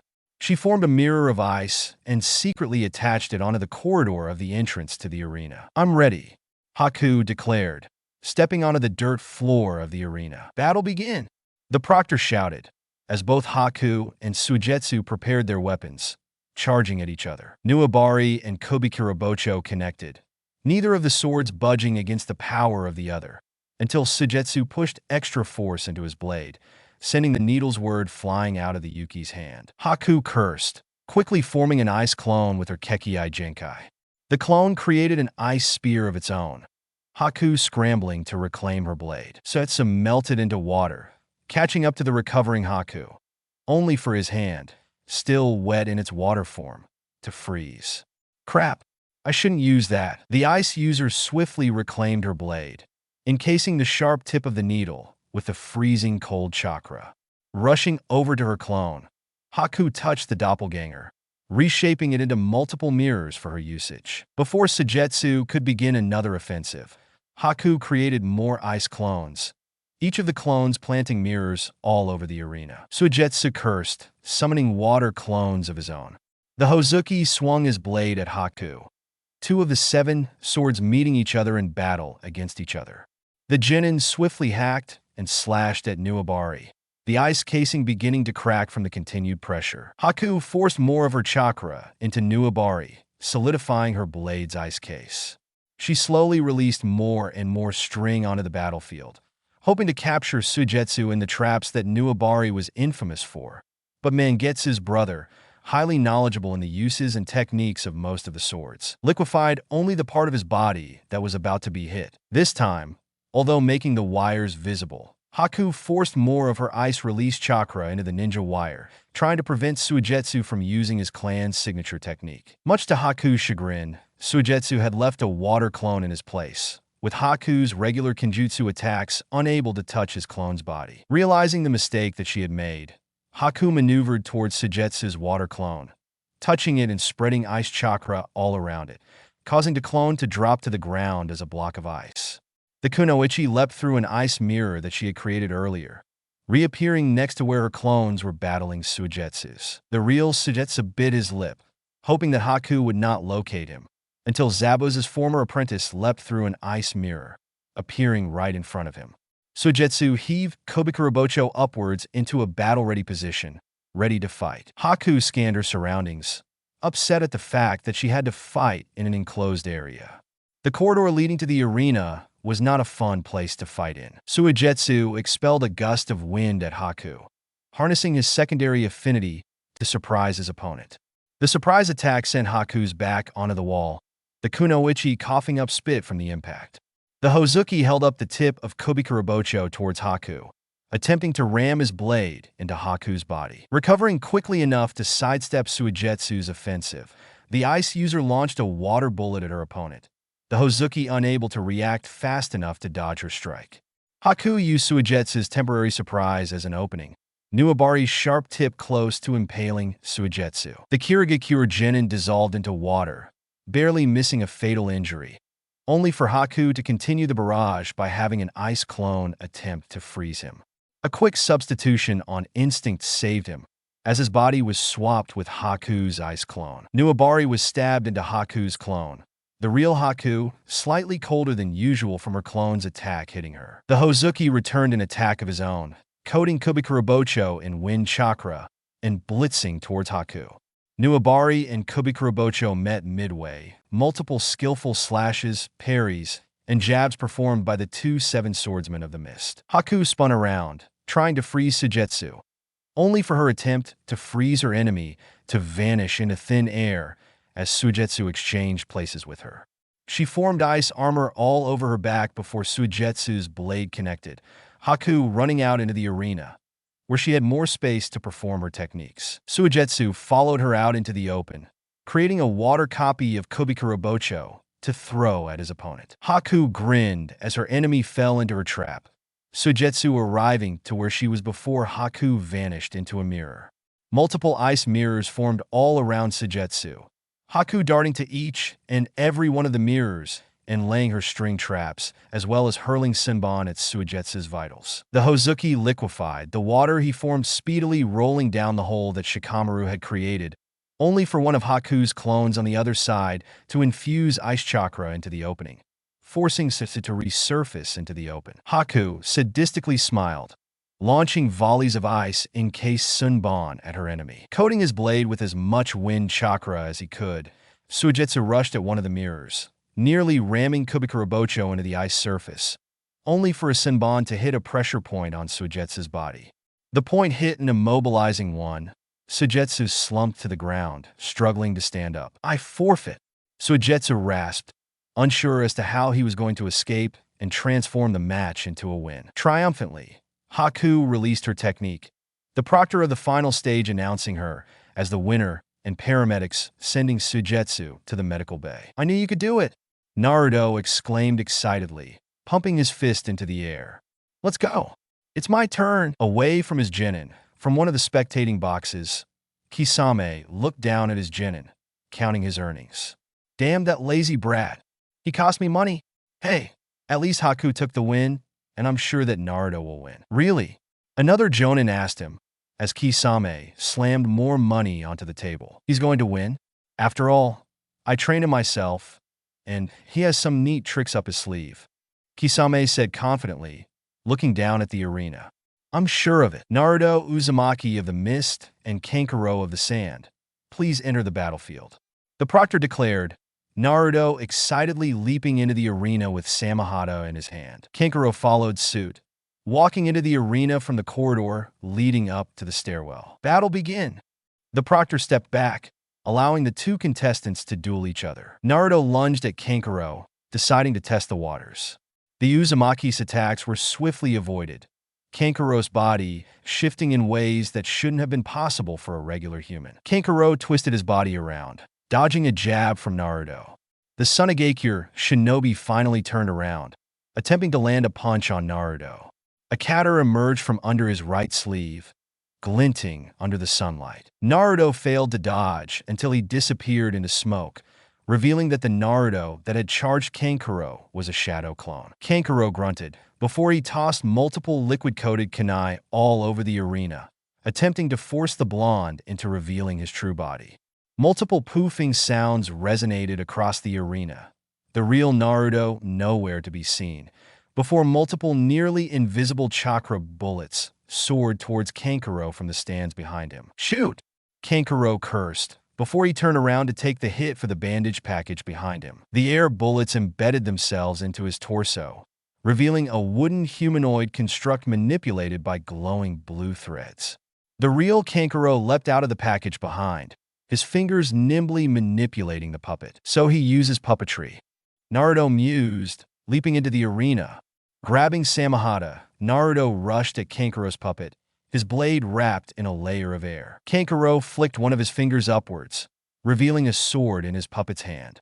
The puppet parried Naruto's attack, the blonde grinning before spinning around the puppet to attempt to get to Kankuro. Kankuro's puppet fired a short knife at Naruto, the knife digging into Naruto's arm. One of Naruto's palms let go of Samehada before the Uzumaki slammed Samehada down on some of the threads, deciding to go for the chakra threads if he couldn't get to Kankuro. One of the chakra threads snapped, some of the others struggling to hold back Naruto's wind chakra-coated sword. Kankuro cursed before beginning to speak. Give up!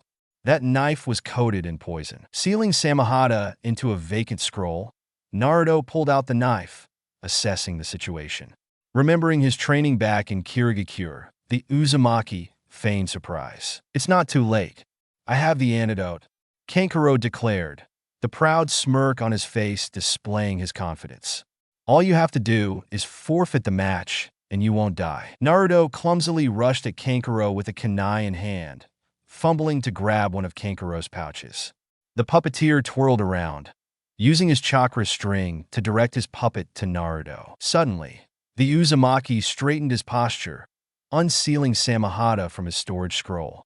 The scaled blade severed the lower part of the puppet, Naruto's original kunai coated in the wind sword and sent flying at the Kazekage's son. Kankuro revealed another puppet, the second puppet taking the blow for its puppeteer. The second puppet revealed a chainsaw from under its hand.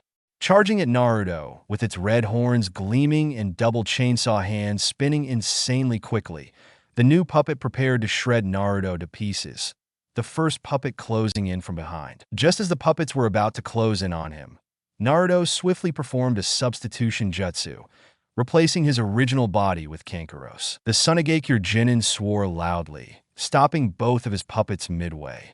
Using his 10 fingers skillfully, Kankuro maneuvered his first puppet Karasu, to pick up the dislocated puppet parts from the ground while the second puppet, Kurori, occupied Naruto. Naruto utilized Samehada to block many of the incoming attacks, the Uzumaki swiftly parrying some attacks with a chainsaw by combining his sword's durability with his powerful wind and water chakra. His opponent defending his many attacks, Kankuro retreated for a brief moment, allowing Naruto a few moments to recuperate. The chakra threads floated around, merging Karasu and Kurori into a much larger and more powerful construct of wood. Naruto withdrew himself, stopping his attack for a brief moment.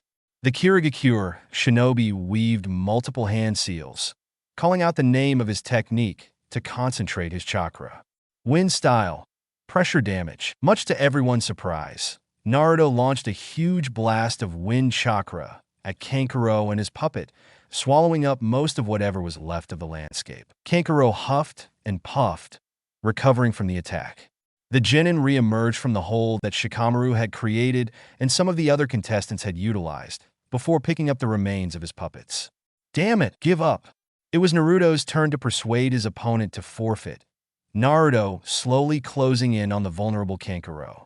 This is your final chance. Kankuro painstakingly manipulated the threads to connect whatever was left of his puppets, some of the joints and weapons locking together to form an even more hideous puppet. Never. Besides, the poison is about to kick in. Naruto faked choking before bursting into laughter. Oh, please. You really believe that your weak-ass poison would work on me? What do you mean? Kankuro rasped, taking the extra time to reassemble his puppet. You gave my body enough time to process and reject the poison, Naruto answered, stopping himself before he revealed his extraordinary healing power. That poison worked on shinobi much stronger than you. How? Kankuro shouted, entering a battle stance with his puppet in front of him. Would it work on your brother? Naruto asked, met with silence from his opponent. Exactly. Naruto blitzed towards Kankuro, Samehada's bandages slightly ripped from the chainsaw. The scales absorbed some of the chakra flowing into the puppet, slowly but surely depleting the puppeteer's reserves. Mounting a last stand, Kankuro forced his puppet into a rarely seen stance, one that he had only heard of from a puppetry scroll that he had read as preparation for the battle. Naruto engaged Kankuro's puppet in taijutsu, exchanging blows and attacks. Samehada met some of the puppet's random weapons, splitting some of the weapons made from a weaker metal. Occasionally, Kankuro managed to land a few solid hits, advantages that came from his puppet stance, but unfortunately for him, Naruto recovered extremely quickly. The blonde sped through hand seals, sending sharp blades of air at the barely standing puppet and its master. Wind style, vacuum blast. Trying his best to shield himself and his puppet from the attack, Kankuro deflected as many of the sharp air tendrils as he could, using both his weapons and extra chakra thread that he kept stored in one of his ninja pouches. Let's finish this, Naruto thought to himself, rushing at his opponent with Samehada drawn. The puppeteer too focused on the first attack to react to Naruto's second. The Kirigakure shinobi plunged his sword into the puppet's torso, shredding the wooden construct to pieces. I forfeit. Kankuro decided to give up, scrambling to pick up the broken parts and weapons after the proctor declared Naruto's victory. The Sunagakure shinobi scurried to Temari's side, the two siblings upset at their near defeat at the hands of Naruto and Shikamaru. Please return to the stands, the proctor announced, looking down at the paper which displayed the next matchup. The final first-round match between Ranmaru of the Mist and Yujito Ni of the Cloud will commence when both contestants arrive on the battlefield. Naruto triumphantly returned to his seat, seeing Kisame collect his bet money from the corner of his eye. All three of us managed to defeat our opponents. Good luck in the second round. Shikamaru congratulated his two squad mates. At least I don't have to compete in more troublesome battles. The purple-haired boy next to me gets a walk down the stairwell, the twin blades known as Kiba in his hands.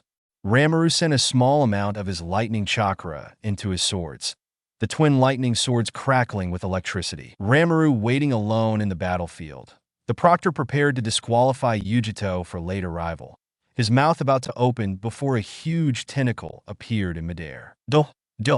We're here, Killer Bee and Yujito Ni. A tan man clothed in white appeared in a shunshin, Yujito right beside him.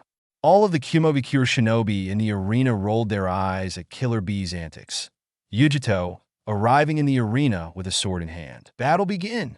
The proctor raised his hand, taking refuge at the very side of the arena. Ranmaru and Yujito's swords briefly met, before both shinobi retreated and launched a ninjutsu at each other. Blue fire meeting blue lightning. Damn, that fire is really strong.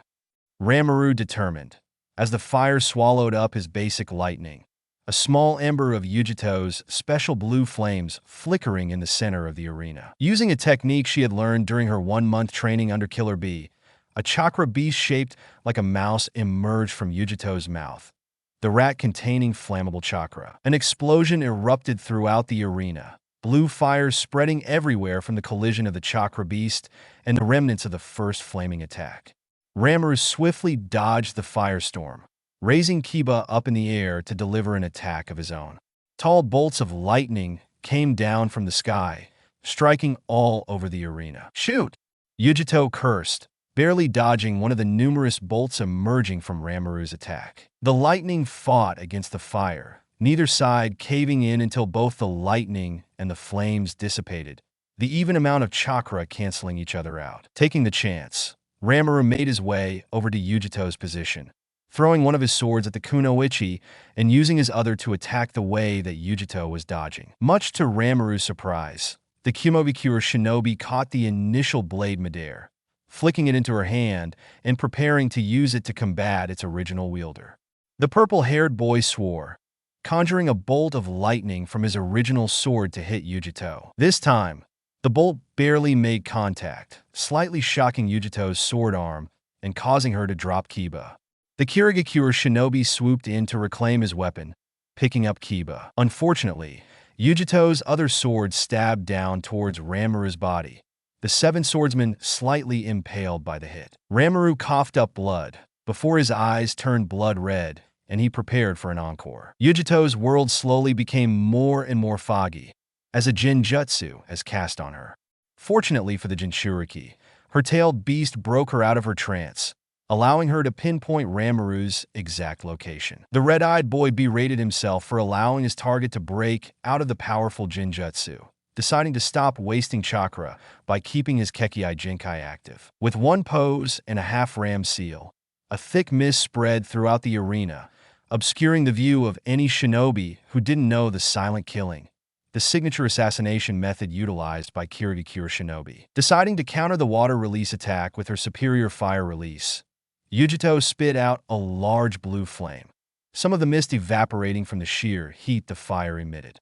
The firestorm once again burned up most of the arena floor, Ranmaru slightly scorched. Damn it! Ranmaru formed more lightning bolts, the electric attacks striking all over the arena and lessening the amounts of fire left from Yujito's earlier attack. The Kirigakure ninja cursed at his depleting chakra reserves, mustering up most of his chakra to form a circle of lightning to encircle Yujito. Kumobikure's Jinchuriki looked up at the sky, noticing beams of blue light about to come down on her. She looked around, attempting to find something to lessen the impact. Ranmaru's large-scale attack came, 7 bolts of lightning raining down on Yujito simultaneously. Smoke arose throughout the entire arena, the lightning bolts definitely connecting onto their target. Unfortunately for Ranmaru, Yujito, coated by dark red chakra, emerged from the dust and scathed from the attack due to help from her Biju. Taken by surprise, Ranmaru stood in shock as Yujito's fist plunged into his stomach, sending the boy rocketing into the wall. Unconsciousness welcomed the purple-haired boy as medics carried him away to the medical bay. Yujito Ni is the victor, the proctor declared. All contestants will have a 30-minute break before the second round begins. For the second round, the first match will be between Temari of the Sand and Mangetsu Hozuki. The second match will pit Gaara of the Sand against Haku of the Mist, and the third match will be Naruto Uzumaki of the Mist against Yujito Ni of the Cloud. Naruto looked up at the matchups on the glowing board above, beaming at the fact that he had advanced. He would definitely acquire that valuable Chunin promotion. Welcome back to the battlefield, contestants. The semifinals are about to commence, and the remaining shinobi will resume, showing off their abilities and try their best to earn a Chunin promotion. The announcer hollered, his voice resonating throughout the entire arena. For our first match, we will be seeing Temari of the Sand facing off against Mangetsu Hozuki of the Mist. Please step onto the battlefield. The Jonin Proctor took over the announcer's role, calling forth two of the remaining contenders. Everyone else, please clear the battlefield for them. Before Temari and Mangetsu entered the battlefield, a few other Jonin from Kumo stepped into the arena, weaving seals for a ninjutsu that transformed the landscape, repairing all the holes that had been formed from the earlier fights. After the jutsu had been completed, Temari and Mangetsu both entered the arena from opposite sides, the Sunagakure Kunoichi's battle fan, contrasting Mangetsu's sword, Kabutowari. The sound of the proctor declaring the beginning of the battle spread throughout the battleground. Mangetsu and Temari both deciding to utilize their weapons to duel each other. The Kirigakure Genin rushed at his enemy, only for countless gusts of wind to beat down on him, halting his offensive. Temari smirked at how effective her wind was against the Hozuki, continuing to send more and more blasts of wind at her opponent. She watched as Mangetsu was pelted by her many and multiple attacks, the soldier pill she had taken before the match doing its job of replenishing her reserves. Stopping his initial attack, the Hozuki sidestepped one of Temari's attacks, watching as her face shifted from one of confidence to one of neutrality. Mangetsu began formulating a plan in his head, looking around to see if there was anything he could use as cover. So, she's not as confident now, huh? Temari stared at her opponent, shifting her battle fan to face Mangetsu. Releasing a burst of wind, Temari quickly spun her fan around once again to target where she thought Mangetsu would move to next. The Hozuki hid behind one of the rocks that had been formed earlier, the wind colliding with the stone and not his body. Temari grunted, sprinting forward a few paces and using her fan to conjure up a whirlpool from the pond near the rocks. Unfortunately for her, she had forgotten that Mangetsu had proficiency in water release, the latter using the whirlpool against her by shifting its trajectory to face the blonde girl. Temari swung her fan, some of the water droplets sent hurling back at where Mangetsu was. The blue-haired boy resurfaced out of the tornado right in front of Temari, prepared to use his axe to behead his opponent. His plan to hide in the tornado had worked. Shook and confused at what happened, Temari was unable to move for a split second, the axe drawing a slight amount of blood because she was too slow to dodge. Fortunately for her, her shinobi senses reminded her of incoming danger, dodging the rest of the hit. Mangetsu hacked and slashed at Temari, the near-helpless Kunoichi barely parrying, blocking, and dodging with her battle fan.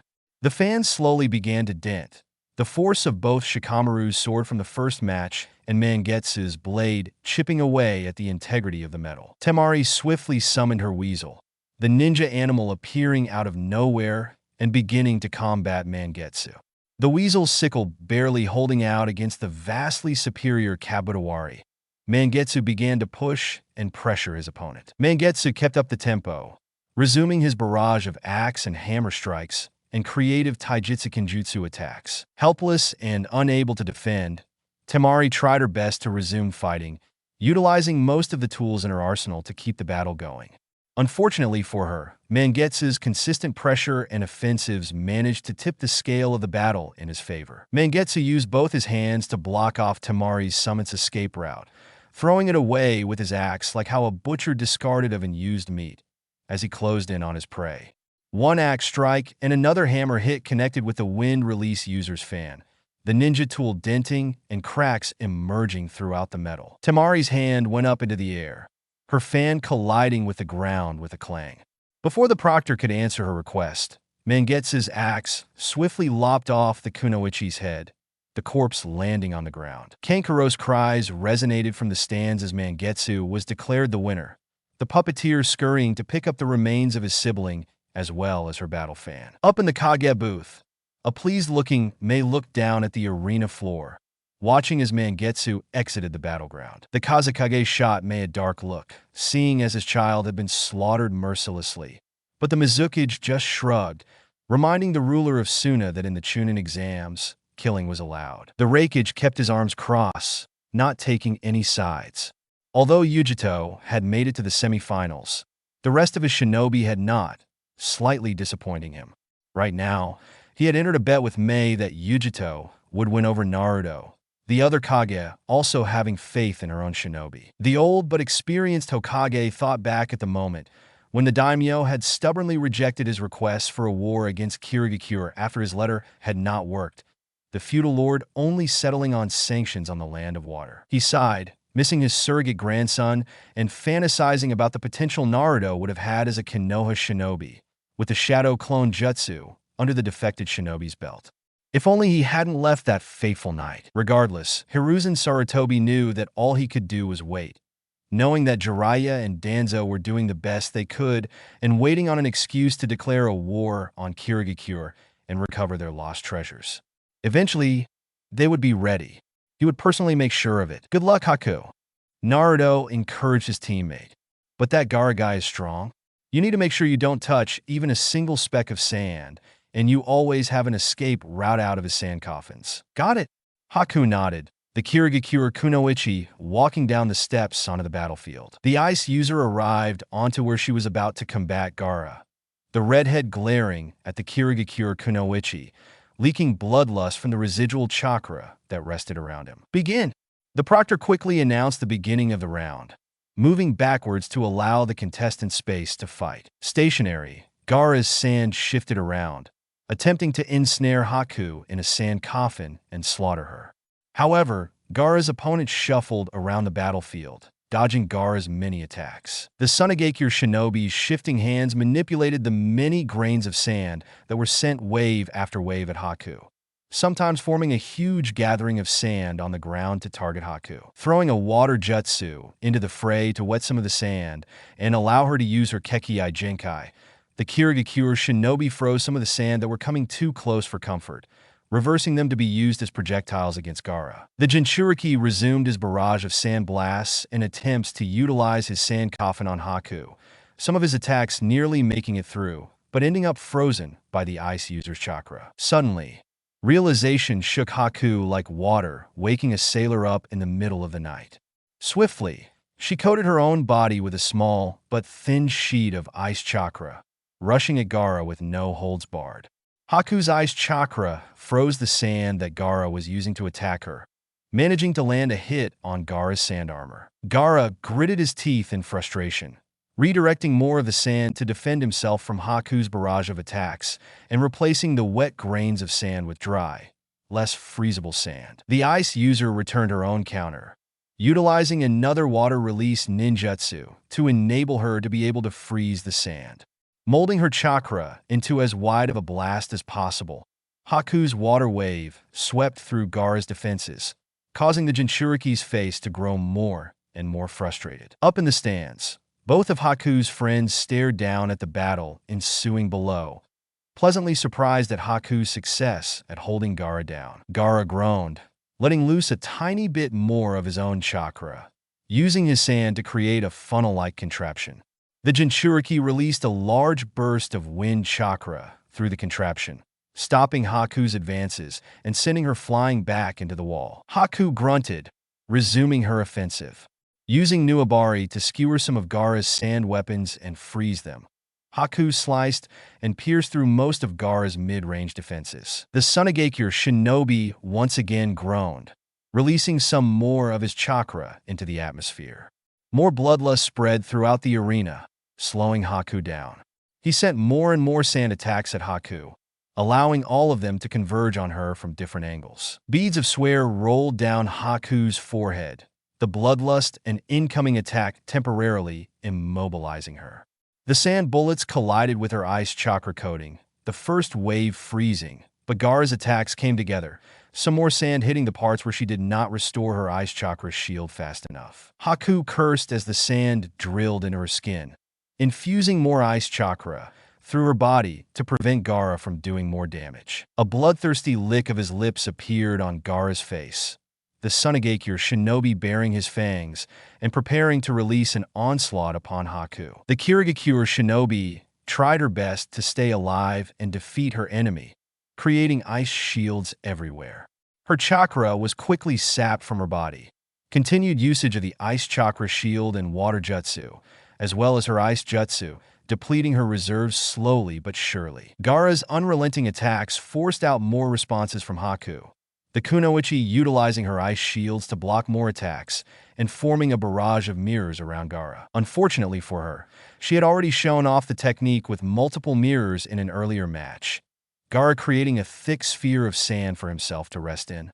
The Sunigakure ninjas' very strong and solid defenses remained unrazed after the first wave of Ice Senbon came, freezing the outer layer slightly, but unable to penetrate it. Haku gritted her teeth in anxiety as she ended the attack, wheezing from her many offensives.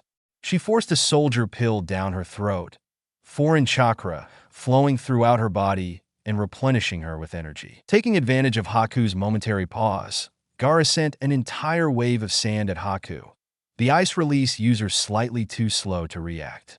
The sand coiled around Haku's body, threatening to strangle her to death and encase her in sand covered in the red of her own blood. Returned to reality, Haku raised her hand, the proctor forcing Gaara to stop killing Haku.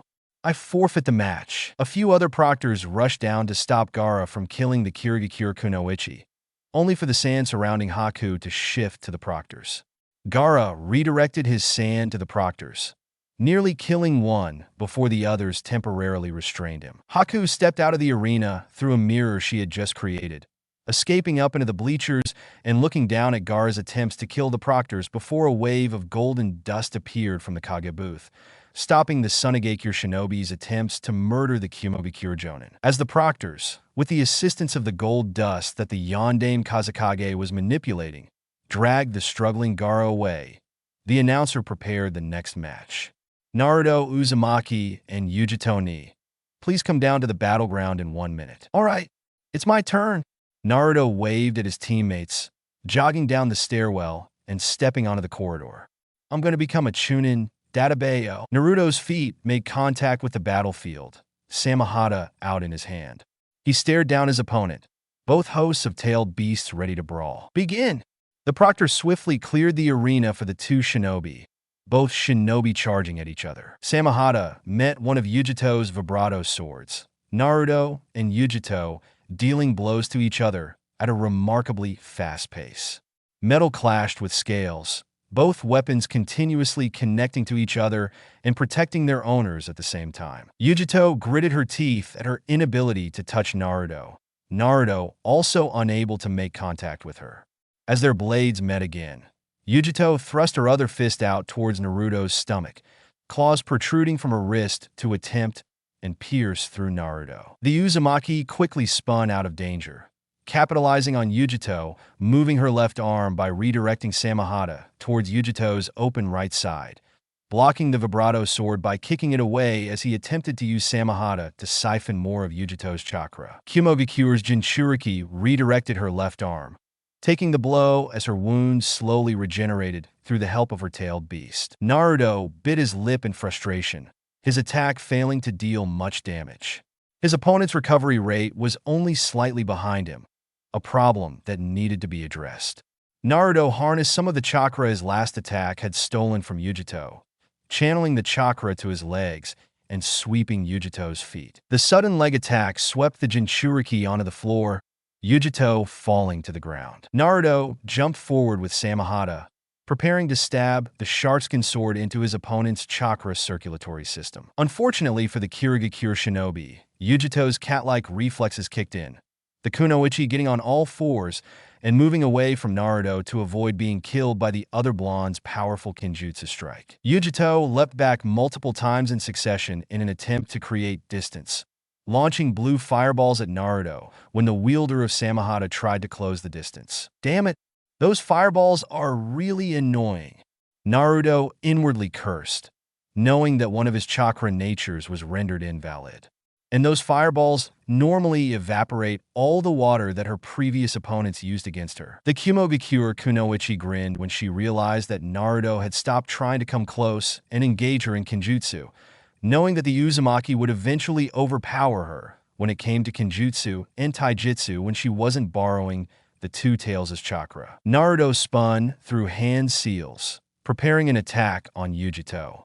A shadow clone appeared next to him, also beginning a sequence of hand seals, as the clone and the original Naruto launched their attacks in unison. Wind style, air bullets. Water style, multiple water bombs. The water bombs coated the air bullets, the sharp, spinning wind projectile shielded as well as slightly enhanced by the water surrounding it. As she had done before, Yujito launched multiple fireballs at Naruto's combo again, slowly evaporating the water as the fire gradually weakened.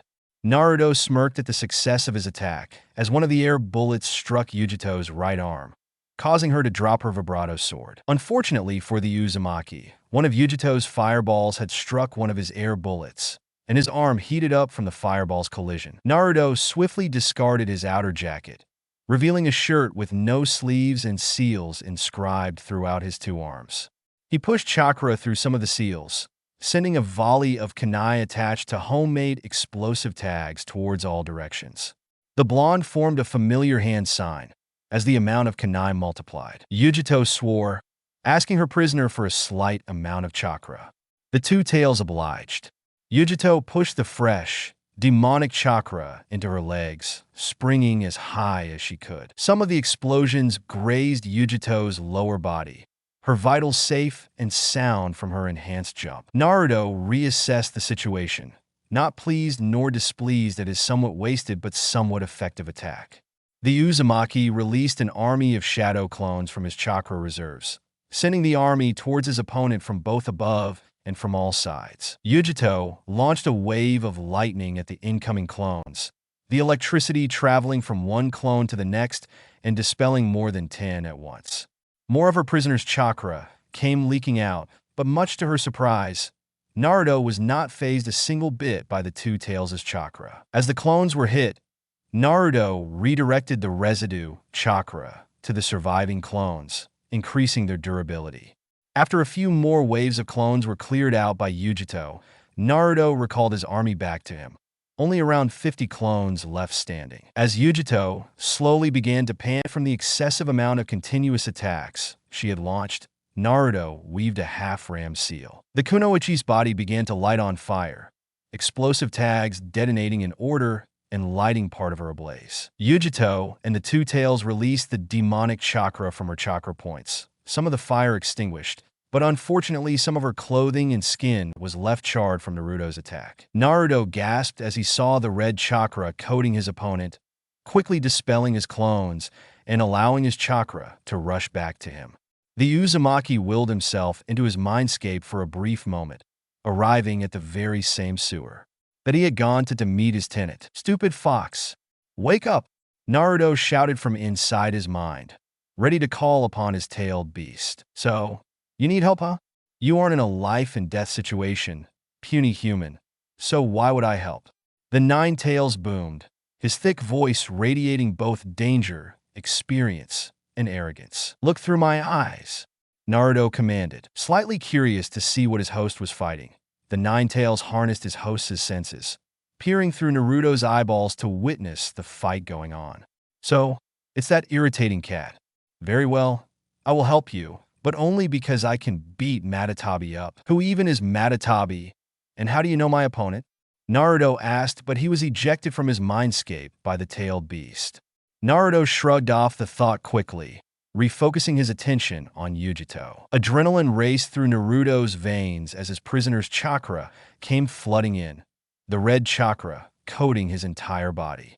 "Let's go!" The crowd stared in fear as well as astonishment as two-tailed beast-cloaked shinobi faced off.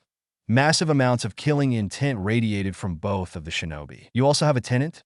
Yujito questioned curiously, prepared to attack or defend at a moment's notice. Naruto gave no reply, instead molding a small part of his chakra cloak to create a dark red fireball to attack his opponent. His projectile soared towards its target, the Uzumaki, slamming his two open hands onto the ground. The ground near Yujito cracked from the impact, the high-speed fireball still on its course to hit her and incinerate her. Through the chakra of her tenant, the kunoichi created a shield of blue fire, the two fire ninjutsu canceling each other out. Naruto gritted his teeth, the Nine Tails' dangerous chakra enhancing his anger and frustration. In turn, Yujito's prisoner enhanced her emotions, both fighters becoming more and more feral than before due to the influence of their two-tailed beasts. Both shinobi went down on all fours, their nails sharper than before and transforming more claw-like. Yujito and Naruto prowled around the arena. Even though a normal fox's first instinct was usually to flee, the Ninetales' pride and superiority over his younger sibling caused him to ask for a fight, the fox-like chakra construct enhancing more of his host's abilities and senses. Even Samehada was coated with the fierce chakra, the sword strapped onto his back to gradually absorb their opponent's demonic chakra and add the chakra to Naruto's cloak. Using the chakra cloak to enhance Samehada's range, Naruto rushed at his opponent, going on the offensive first. Yujito sidestepped Naruto's first attack, slashing at him with her claws, before dropping back for a brief moment to recover and launching a second strike. Naruto used his wrist to parry away Yujito's hand, thrusting his arm towards Yujito's vitals. The Kirigakure shinobi dodged the attack, coating both of her hands in more of the blue fire chakra. A few of the chakra-enhanced fists came flying towards Naruto, the Uzumaki manipulating the Ninetales chakra into a lance to keep Yujito at bay. Her stomach pushed back by the sharp tip of the chakra construct. Yujito grunted, leaping back to escape the grip of the long-range weapon. The kunoichi swiftly transitioned into a sequence of long-range attacks, firing off a chakra construct shaped like a mouse. Naruto created a water wall enhanced with his prisoner's chakra, recognizing the attack from one of the earlier rounds. As Naruto had expected, the mouse exploded into a firestorm, the flames swallowing up the landscape into ash and burnt plants.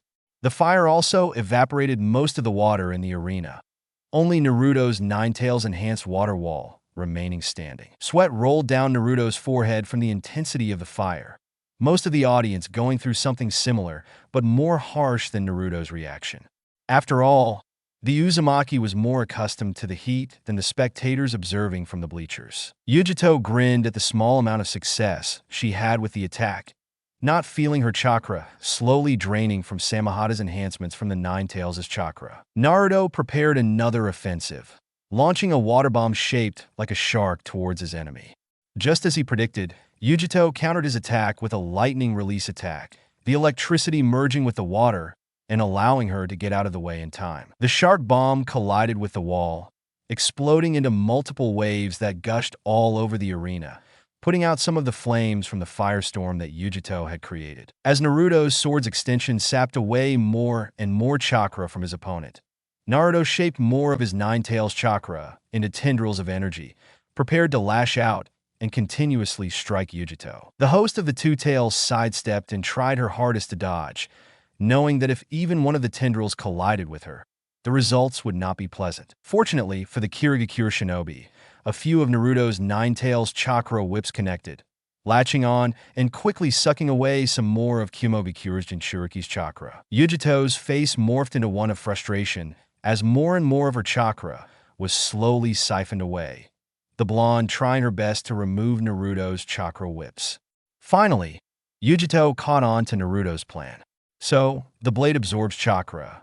Is it possible that the tailed beast chakra is acting as an extension for its chakra absorption property? If so, then I won't have much chakra left, and I'll need the chakra to continue to fight off this guy. Naruto roared in delight as more chakra rushed through his veins, Samehada serving as a wire connecting the Ninetales chakra whips to his body. Yujito bit her lip in anticipation, briefly accessing her options before using a lightning release technique to sever the connection running from Naruto's chakra-enhanced weapon to her chakra circulatory network. Naruto frowned slightly at Yujito's successful attempt at disconnecting his chakra weapon.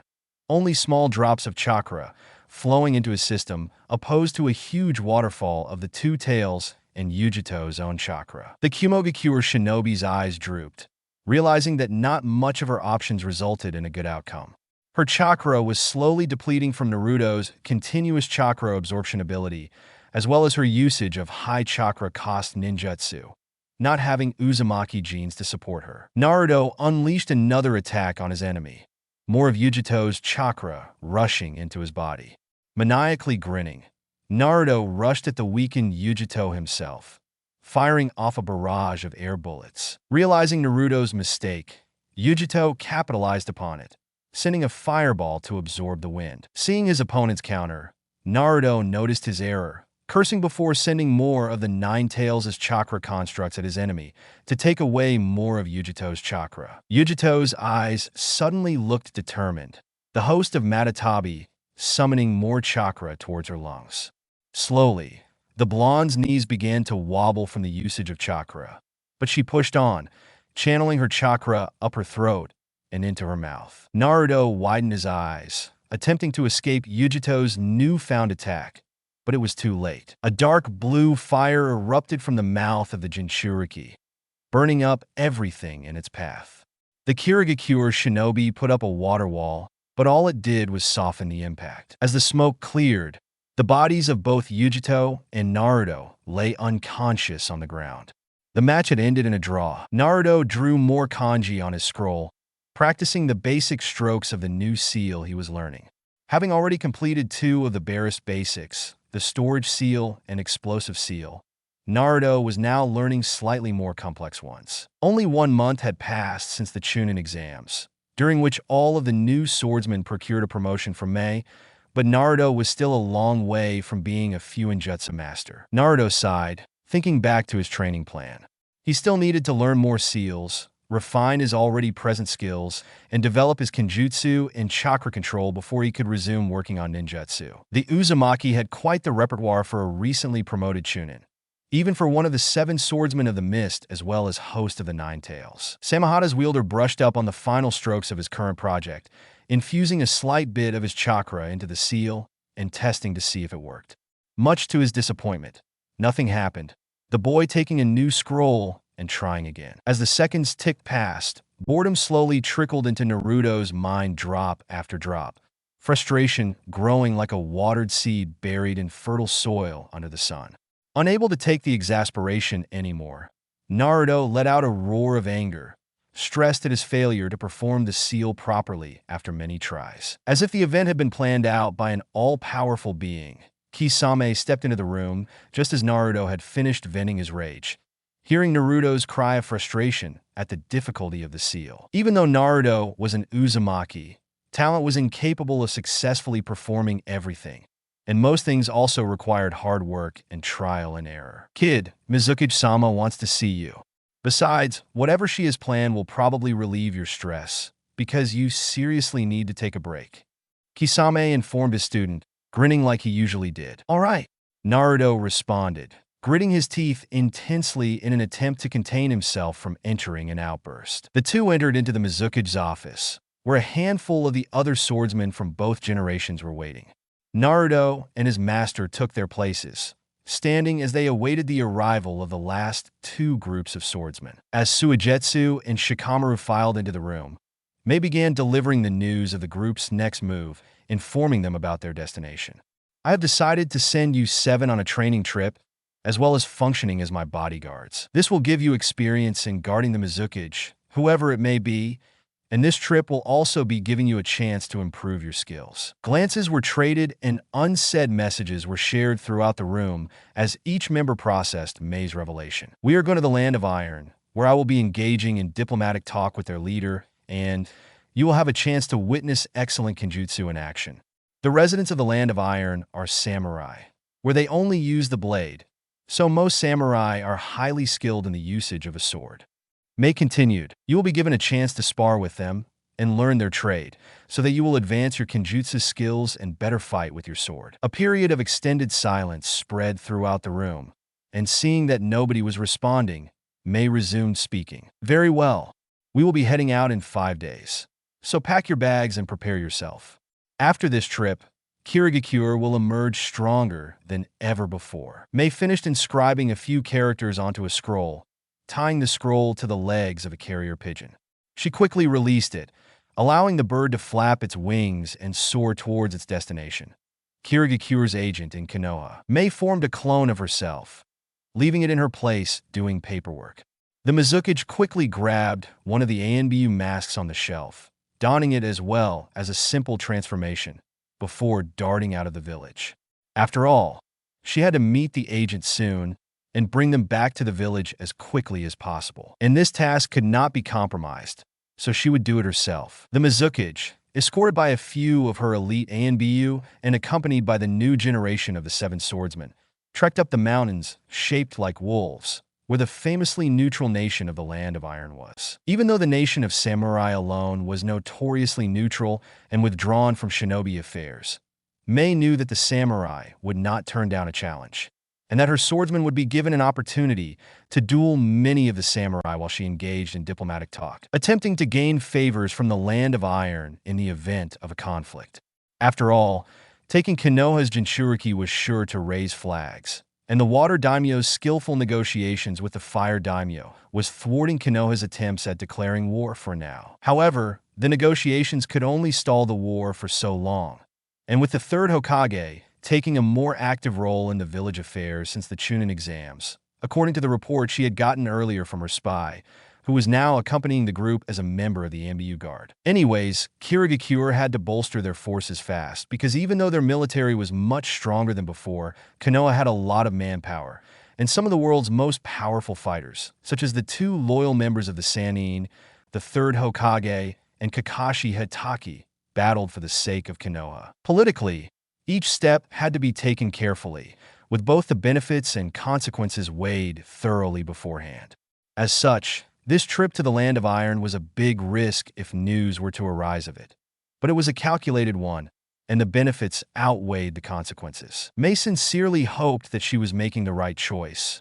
Or, in the wake of an onslaught in a potential war, Kirigakure would not be much better than it was when she took on the mantle of Mizukage.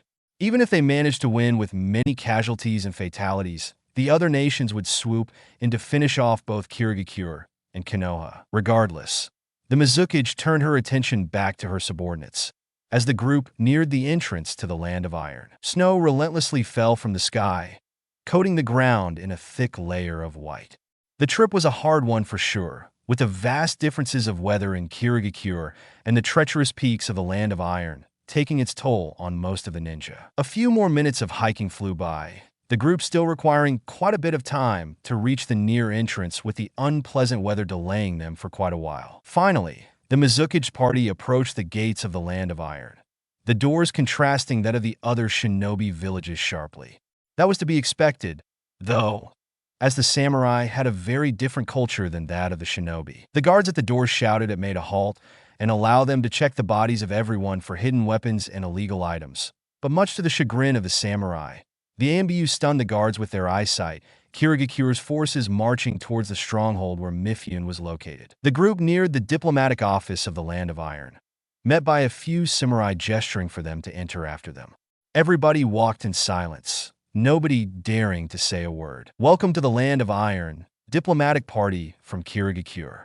However, please know that we have strict rules, and you are not allowed to fight the residents of the Land of Iron. The only instance in which you are allowed to fight our samurai is in a proper duel, Mifune announced. And please know that other than in the diplomatic discussions, you are prohibited from endangering our neutrality, because the results of the diplomatic discussion has not come out yet. Nods spread across the Kirigakure party, before Mifune gestured for another one of his samurai to come over. The leader of the Land of Iron and his subordinate exchanged a few words. Follow me. Mei and her shinobi trailed behind Mifune's subordinate towards their living space for the duration of the stay, slowly settling down before the Mizukage prepared for another visit and the official beginning of diplomatic discussion between Kirigakure and the Land of Iron. She just hoped that it would go well and that there would not be many repercussions. A small churning feeling in her grew gradually, warning her of some of the troubles that were ahead. Naruto strolled through the streets, Samahata stored inside a seal put on his arm. Strange looks were directed at him, but as a foreigner to this place, he knew that this was to be expected, especially from a neutral nation like this one. Feeling a tap on his shoulder, Naruto turned around, looking at whoever was behind him. A samurai glared at Naruto, his hand at his sword. I challenge you to a duel. And foreigner, you should know by now that in this place, accepting a challenge is a must. Very well, Naruto replied, drawing Samahata. We will not be conducting this duel here, where there is a chance that bystanders will be hit. Follow me, because I know a place where we can safely fight. Naruto nervously trailed behind the samurai, preparing himself for a battle. Samahata was tightly secured by his hand, although the hilt slowly became wet from the sweat that his hands were secreting. Mei had been right. They would get plenty of opportunities to duel the Kenjutsu masters of the Land of Iron. What Naruto failed to realize was the skill level of his opponent, and he would regret it. The battle began, and the samurai struck first, a neon blade emerging from his katana to stop Naruto from advancing and utilizing his ninjutsu. In turn, the Uzumaki coated his blade in wind chakra, sharpening it before striking back with a Kenjutsu attack of his own. The two fighters met blades, fluidly transitioning from offense to defense and back to offense. Unfortunately, Naruto's opponent's movements and techniques were much more refined, tailored to fight against shinobi, as well as having an advantage in Kenjutsu ability, as he was able to land more blows on the Uzumaki than the Uzumaki managed to on him. Naruto grunted, twirling his blade around to redirect one of his enemy's attacks, only for the samurai to retarget towards a different part of Naruto's body, injuring him slightly. The samurai widened his eyes for a slight moment as Naruto's healing factor took care of the wound for him, as Samehada connected with his armor and shaved off a small bit of the metal. Naruto gritted his teeth at the difficulty landing a good blow required, analyzing the cards in his hand. The blonde fired off a gust of wind, forcing the samurai backwards, before throwing and creating shadow clones of shuriken. Some of the metal projectiles embedded themselves in the samurai's armor, only one or two managing to draw even a speck of blood. To draw even a drop of blood from me is quite impressive for a shinobi, but this ends here. The samurai complimented Naruto, preparing for a slash. Naruto watched as the samurai put his sword back in its scabbard, kneeling down as if in a bow. His enemy lunged at him, Naruto's counterstrike of a gust of wind only slightly slowing down the samurai. Naruto's opponent drew his blade midair, using its hilt to strike at Naruto's windpipe, before sheathing his sword back in its scabbard. The air flew out of Naruto's lungs, the boy about to faint. As a show of honor as a samurai, the samurai bowed, walking away with his sword in his sheath. As he slowly lost consciousness, Naruto truly realized the power of the samurai. His tired face twisted into a slight grin at the people he would be learning from, before darkness welcomed him like an old friend. Naruto gritted his teeth in anger as he practiced his basic katas, the memory of his crushing defeat rushing over him and causing himself to become even more infuriated. He had been obliterated by that samurai, any of his attempts to fight back and counterattack utterly stopped by his opponent. No, I have to do better, Naruto thought, pushing himself to work harder and improve himself so that he could win when he challenged the samurai to a rematch. After all, he stood nearly no chance against the samurai except the Nine Tails. However, bringing out the Nine Tails in foreign territory would cause many consequences, causing both the Land of Iron and Konoha to come after the head of Kirigakure. Frustrated, Naruto dueled his shadow clone, who tried his best to replicate the samurai's moves to no ado. With little effort needed, Naruto easily dispelled the copy of himself, causing his mood to worsen even more. Naruto summoned another doppelganger, this one taking a bit more hits to dispel. Naruto landed one hit on his copy before turning around and preparing another attack. The clone attempted to return another hit, but Naruto deflected the clone's sword with the hilt of his own sword, kicking the clone's chest and sending it flying backwards. The copy was instantly dispelled, and Naruto's negative emotions came rushing back. Not good enough, Naruto shouted, spawning an entire horde of clones to duel him. The clones surrounded the Uzumaki, preparing to relentlessly assault the Kirigakure shinobi, but Naruto kicked away a few of the incoming enemies, twirling Samehada around to hit more of the clones. With just a few strikes, Naruto had already dispelled more than a quarter of the clones. Naruto leapt backwards, blowing a huge gust of pressurized wind at the clones. Half of the horde disappeared, destroyed by the powerful ninjutsu, but a few other clones remained, slightly scarred by the powerful attack. That won't work against that damn samurai, Naruto cursed before rushing at his clones again. The blonde hacked through the remaining crowd of clones, mercilessly killing the duplicates of himself, before preparing to create more of them to fight. A voice cut him short, someone calling for him from across the training ground. Hey kid, need any help? So, you want my help? The man said to Naruto, looking him straight in the eye. To be honest, it's normal to lose to Teppeki. He's one of the strongest samurai around here. How do I beat this Teppeikai? Naruto eagerly as well as nervously asked, his toes tense and his body shuddering with excitement. If you want to beat Teppeikai, you'll need to seriously brush up on Kenjutsu, because ninjutsu at your level is absolutely useless against most experienced samurai.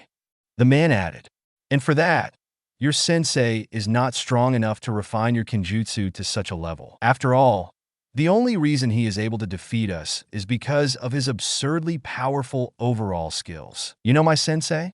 Naruto asked, suspiciously staring at the man in front of him. Yes, everyone in the city has heard of your arrival. Anyways, how would you like to learn under me during your trip? The man offered, a smile gracing his face. My name is Tegain Tsubaki, and I am a veteran samurai of the Land of Iron. Naruto's face lit up, perking up at the words coming out of the man's mouth. The Kirigakure shinobi pondered about his decision for a short minute. A determination lit up within his azure eyes. Very well, Tegain said, smiling brightly. Come into my garden. We will begin today. Naruto followed his newly established mentor into the garden, the huge cherry blossom tree towering over the Uzumaki. After all, his mother was a very skilled swordsman, and he would follow in her footsteps. Show me your basic slashes and combos against me, Tegain told Naruto, taking a wooden sword off the sword rack. If you land a killing blow, you win. Kenjutsu only. Yes, sir. Naruto bowed, drawing Samehada. At this point, he already knew not to take it too easy, as Tegain was definitely a strong opponent. Naruto began the match, striking at Tegain with as much strength as possible. In response to Naruto's attack, Tegain spun around, using the side of his covered wrist to push Naruto's blade away. Quickly spinning his sword around and thrusting at the Uzumaki's gut, Tegain wasted no movements as his wooden sword stabbed itself into Naruto's stomach. I win, Tegain announced boldly, still keeping his guard up in case Naruto counterattacked. Naruto shamefully bowed, admitting his defeat at the hands of his new master. I must say, why are you so willing to help an outsider, a shinobi at that? Well, Tegain recalled the reason for helping Naruto before giving his answer. Let's just say I owe a debt to someone, and your surname intrigues me. Naruto nodded, before readying himself for a second round. In order to master the blade, you must waste no movements and be extremely smooth and swift with your actions and attacks as well as defenses. Because you are a shinobi, you already have ninjutsu at your disposal for both of these purposes, but a samurai is built to counter shinobi. Tegain began giving his lesson, staring Naruto right in the eye. How so? Naruto questioned, his eyelids slightly lifting. One way is that samurai armor is tailored to resist most ninjutsu, and it also is strong enough to counter taijutsu users as well as other samurai. Another way that samurai are built to defeat shinobi is that our special sword techniques are designed to stop shinobi from having any time to weave hand seals, thus preventing them from casting any jutsu. Tegain continued his explanation. Also, we samurai use chakra in our blades to improve its versatility, sharpness, and efficiency. Naruto listened intently to Tegain's explanation, processing the information in his brain. If you want to beat a samurai, it is best if you either have jutsu that you can perform lightning fast, or beat him at his own or a similar trade, taijutsu or kenjutsu. Tegain informed his new pupil. Taijutsu I cannot teach you better than your own master in Kiri, but as for kenjutsu, I can improve your skills and perhaps teach you a technique or two. Yes, sir, Naruto replied. Good. As for your first exercise, practice your slashes on some of these fallen petals. Your goal is to cleanly split the leaf into two pieces with your blade, which should be hard considering that your sword is jagged, not straight and sharp. Tegain said, and Naruto began his exercise. As the Uzumaki brought his blade down, the entire leaf breaking. Too much strength. Control yourself, the samurai ordered, shifting Naruto's hands into a different but more proper grip. Naruto was corrected by his master, his mistakes rectified in the next few tries, but he still was not able to cleanly sever the leaf. Try using your chakra. However, if you want to utilize your chakra, only neutral chakra, water, or wind chakra works, because fire will burn the leaf, lightning crumple the leaf, and earth make the impact stronger and crush the petal. Tegain advised, continuing to help Naruto refine his technique. Naruto took a deep breath, raising his blade. Wind chakra was channeled into the blade, Naruto slashing the petal. Much to his annoyance, the leaf split into many pieces. However, the cut was straight, unlike the usual jagged cut due to the protruding scales on the side of Samahata. Concentrate your chakra in the edge making contact, and evenly distribute it across the part of the blade making contact. Naruto calmed himself again before bringing his blade down. This time, the cut was cleaner, but he still failed at the objective, the petal not splitting at all. One more time, Tegane commanded, and Naruto channeled a bit more chakra into his blade than the last try. Naruto slashed down at the Sakura petal, the petal cleanly splitting into two. Tegane cheerfully examined the flower, double-checking to see if the cut was accurate. Much to the surprise of both Naruto and Tegane, even the rock where the flower was resting had also been split in half. Excellent work, Tegane said, pleasantly surprised by Naruto's success. As for your next objective, Naruto collapsed on his tatami bed, exhausted from the work he had done during the day.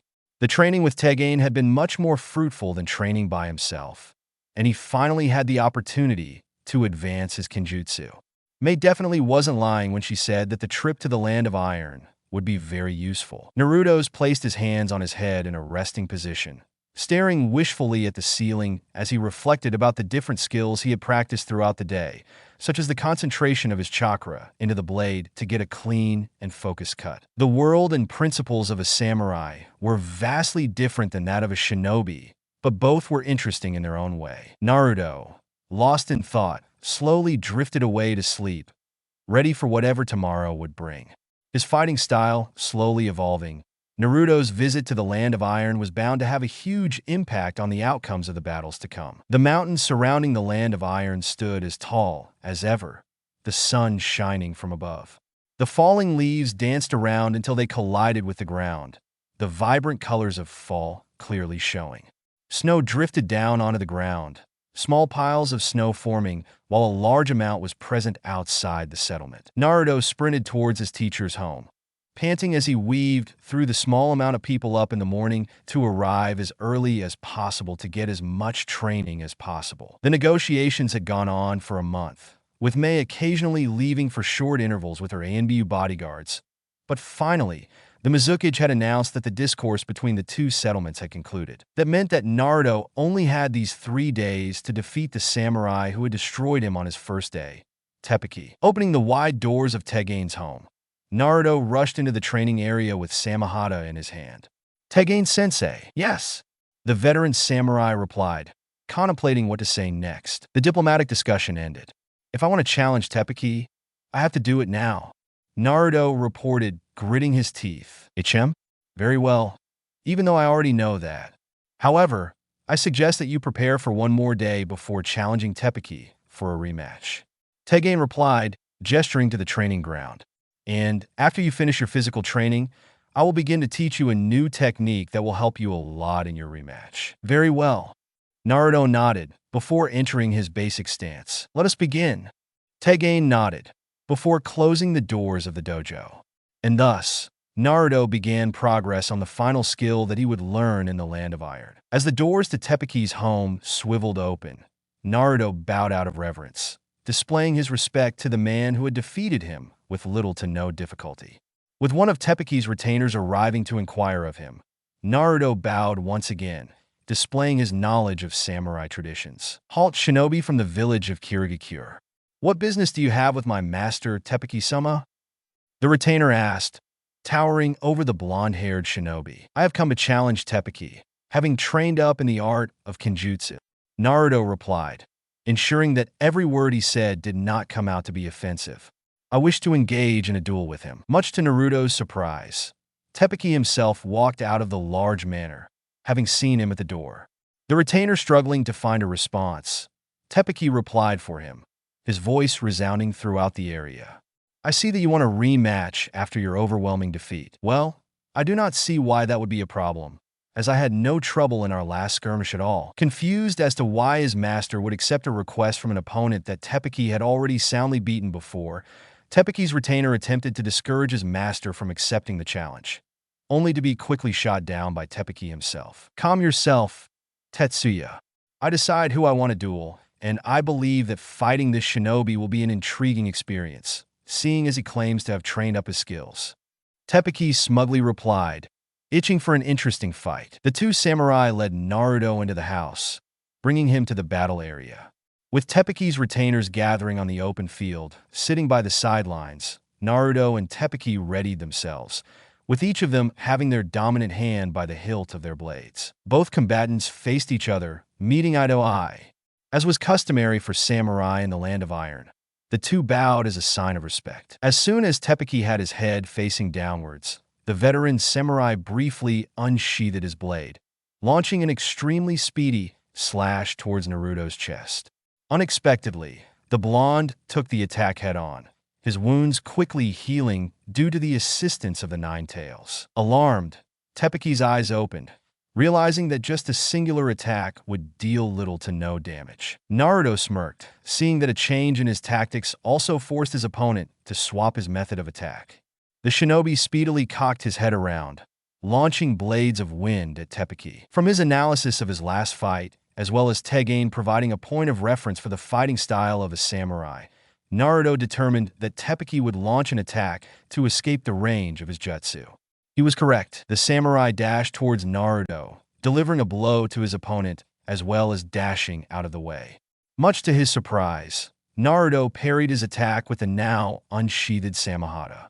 With all of his sides covered by the Kirigakure shinobi, Teppeki was forced to take the hit straight on, with multiple wind blades slightly denting his armor. Grunting, Teppeki swung his curved sword at Naruto's waist, the shinobi parrying with Samehada.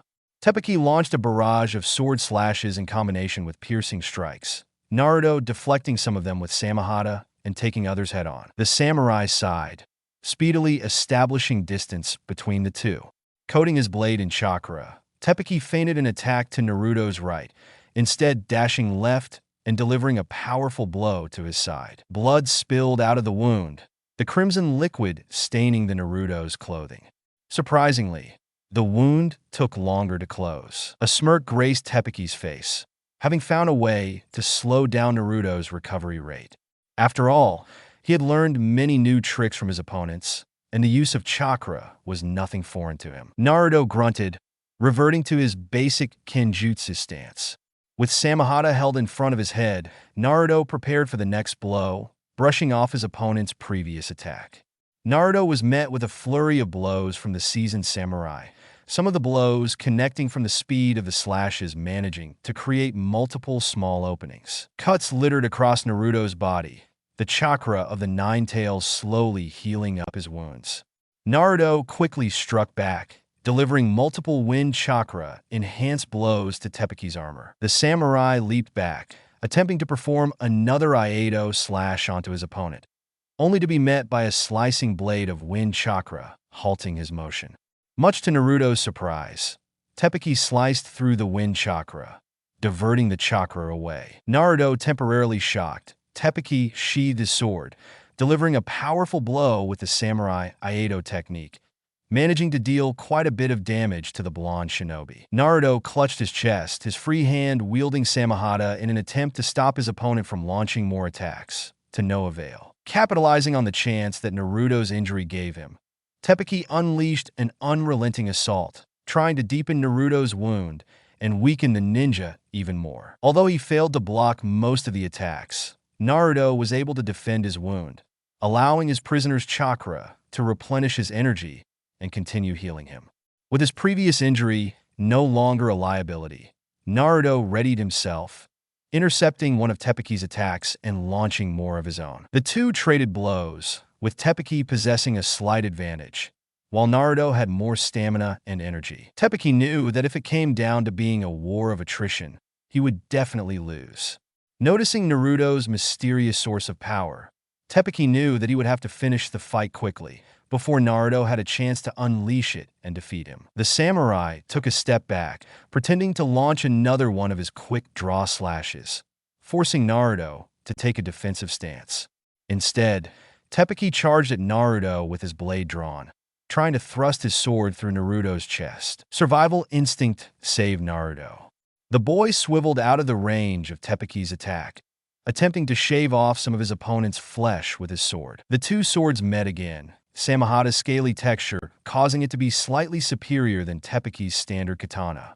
The two combatants pushed their swords against each other, the two blades creating small sparks that flickered around the area of impact. Naruto and Teppeki both leaped backwards, each preparing their own attack, with Naruto utilizing his chakra to create a water shark that leapt towards Teppeki, attempting to devour him. Knowing that Teppeki would slice through his attack, Naruto tapped into his near-unlimited chakra reserves, pulling off a speedy body flicker.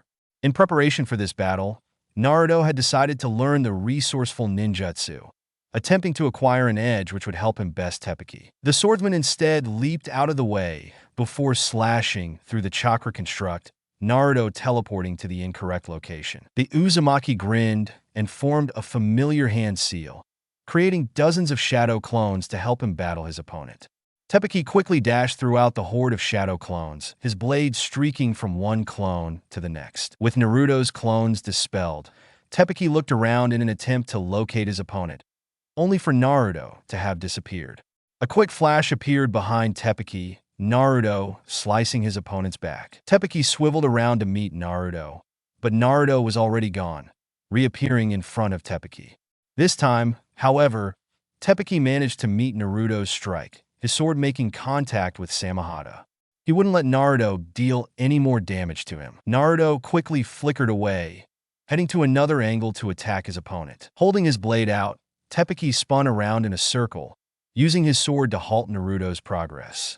The veteran samurai launched a lightning-fast strike, closing the distance between the two warriors. Naruto and Teppeki assaulted each other with many sword slashes and thrusts, Teppeki having a slight edge from more experience. This time, Naruto retreated, widening the distance between the two.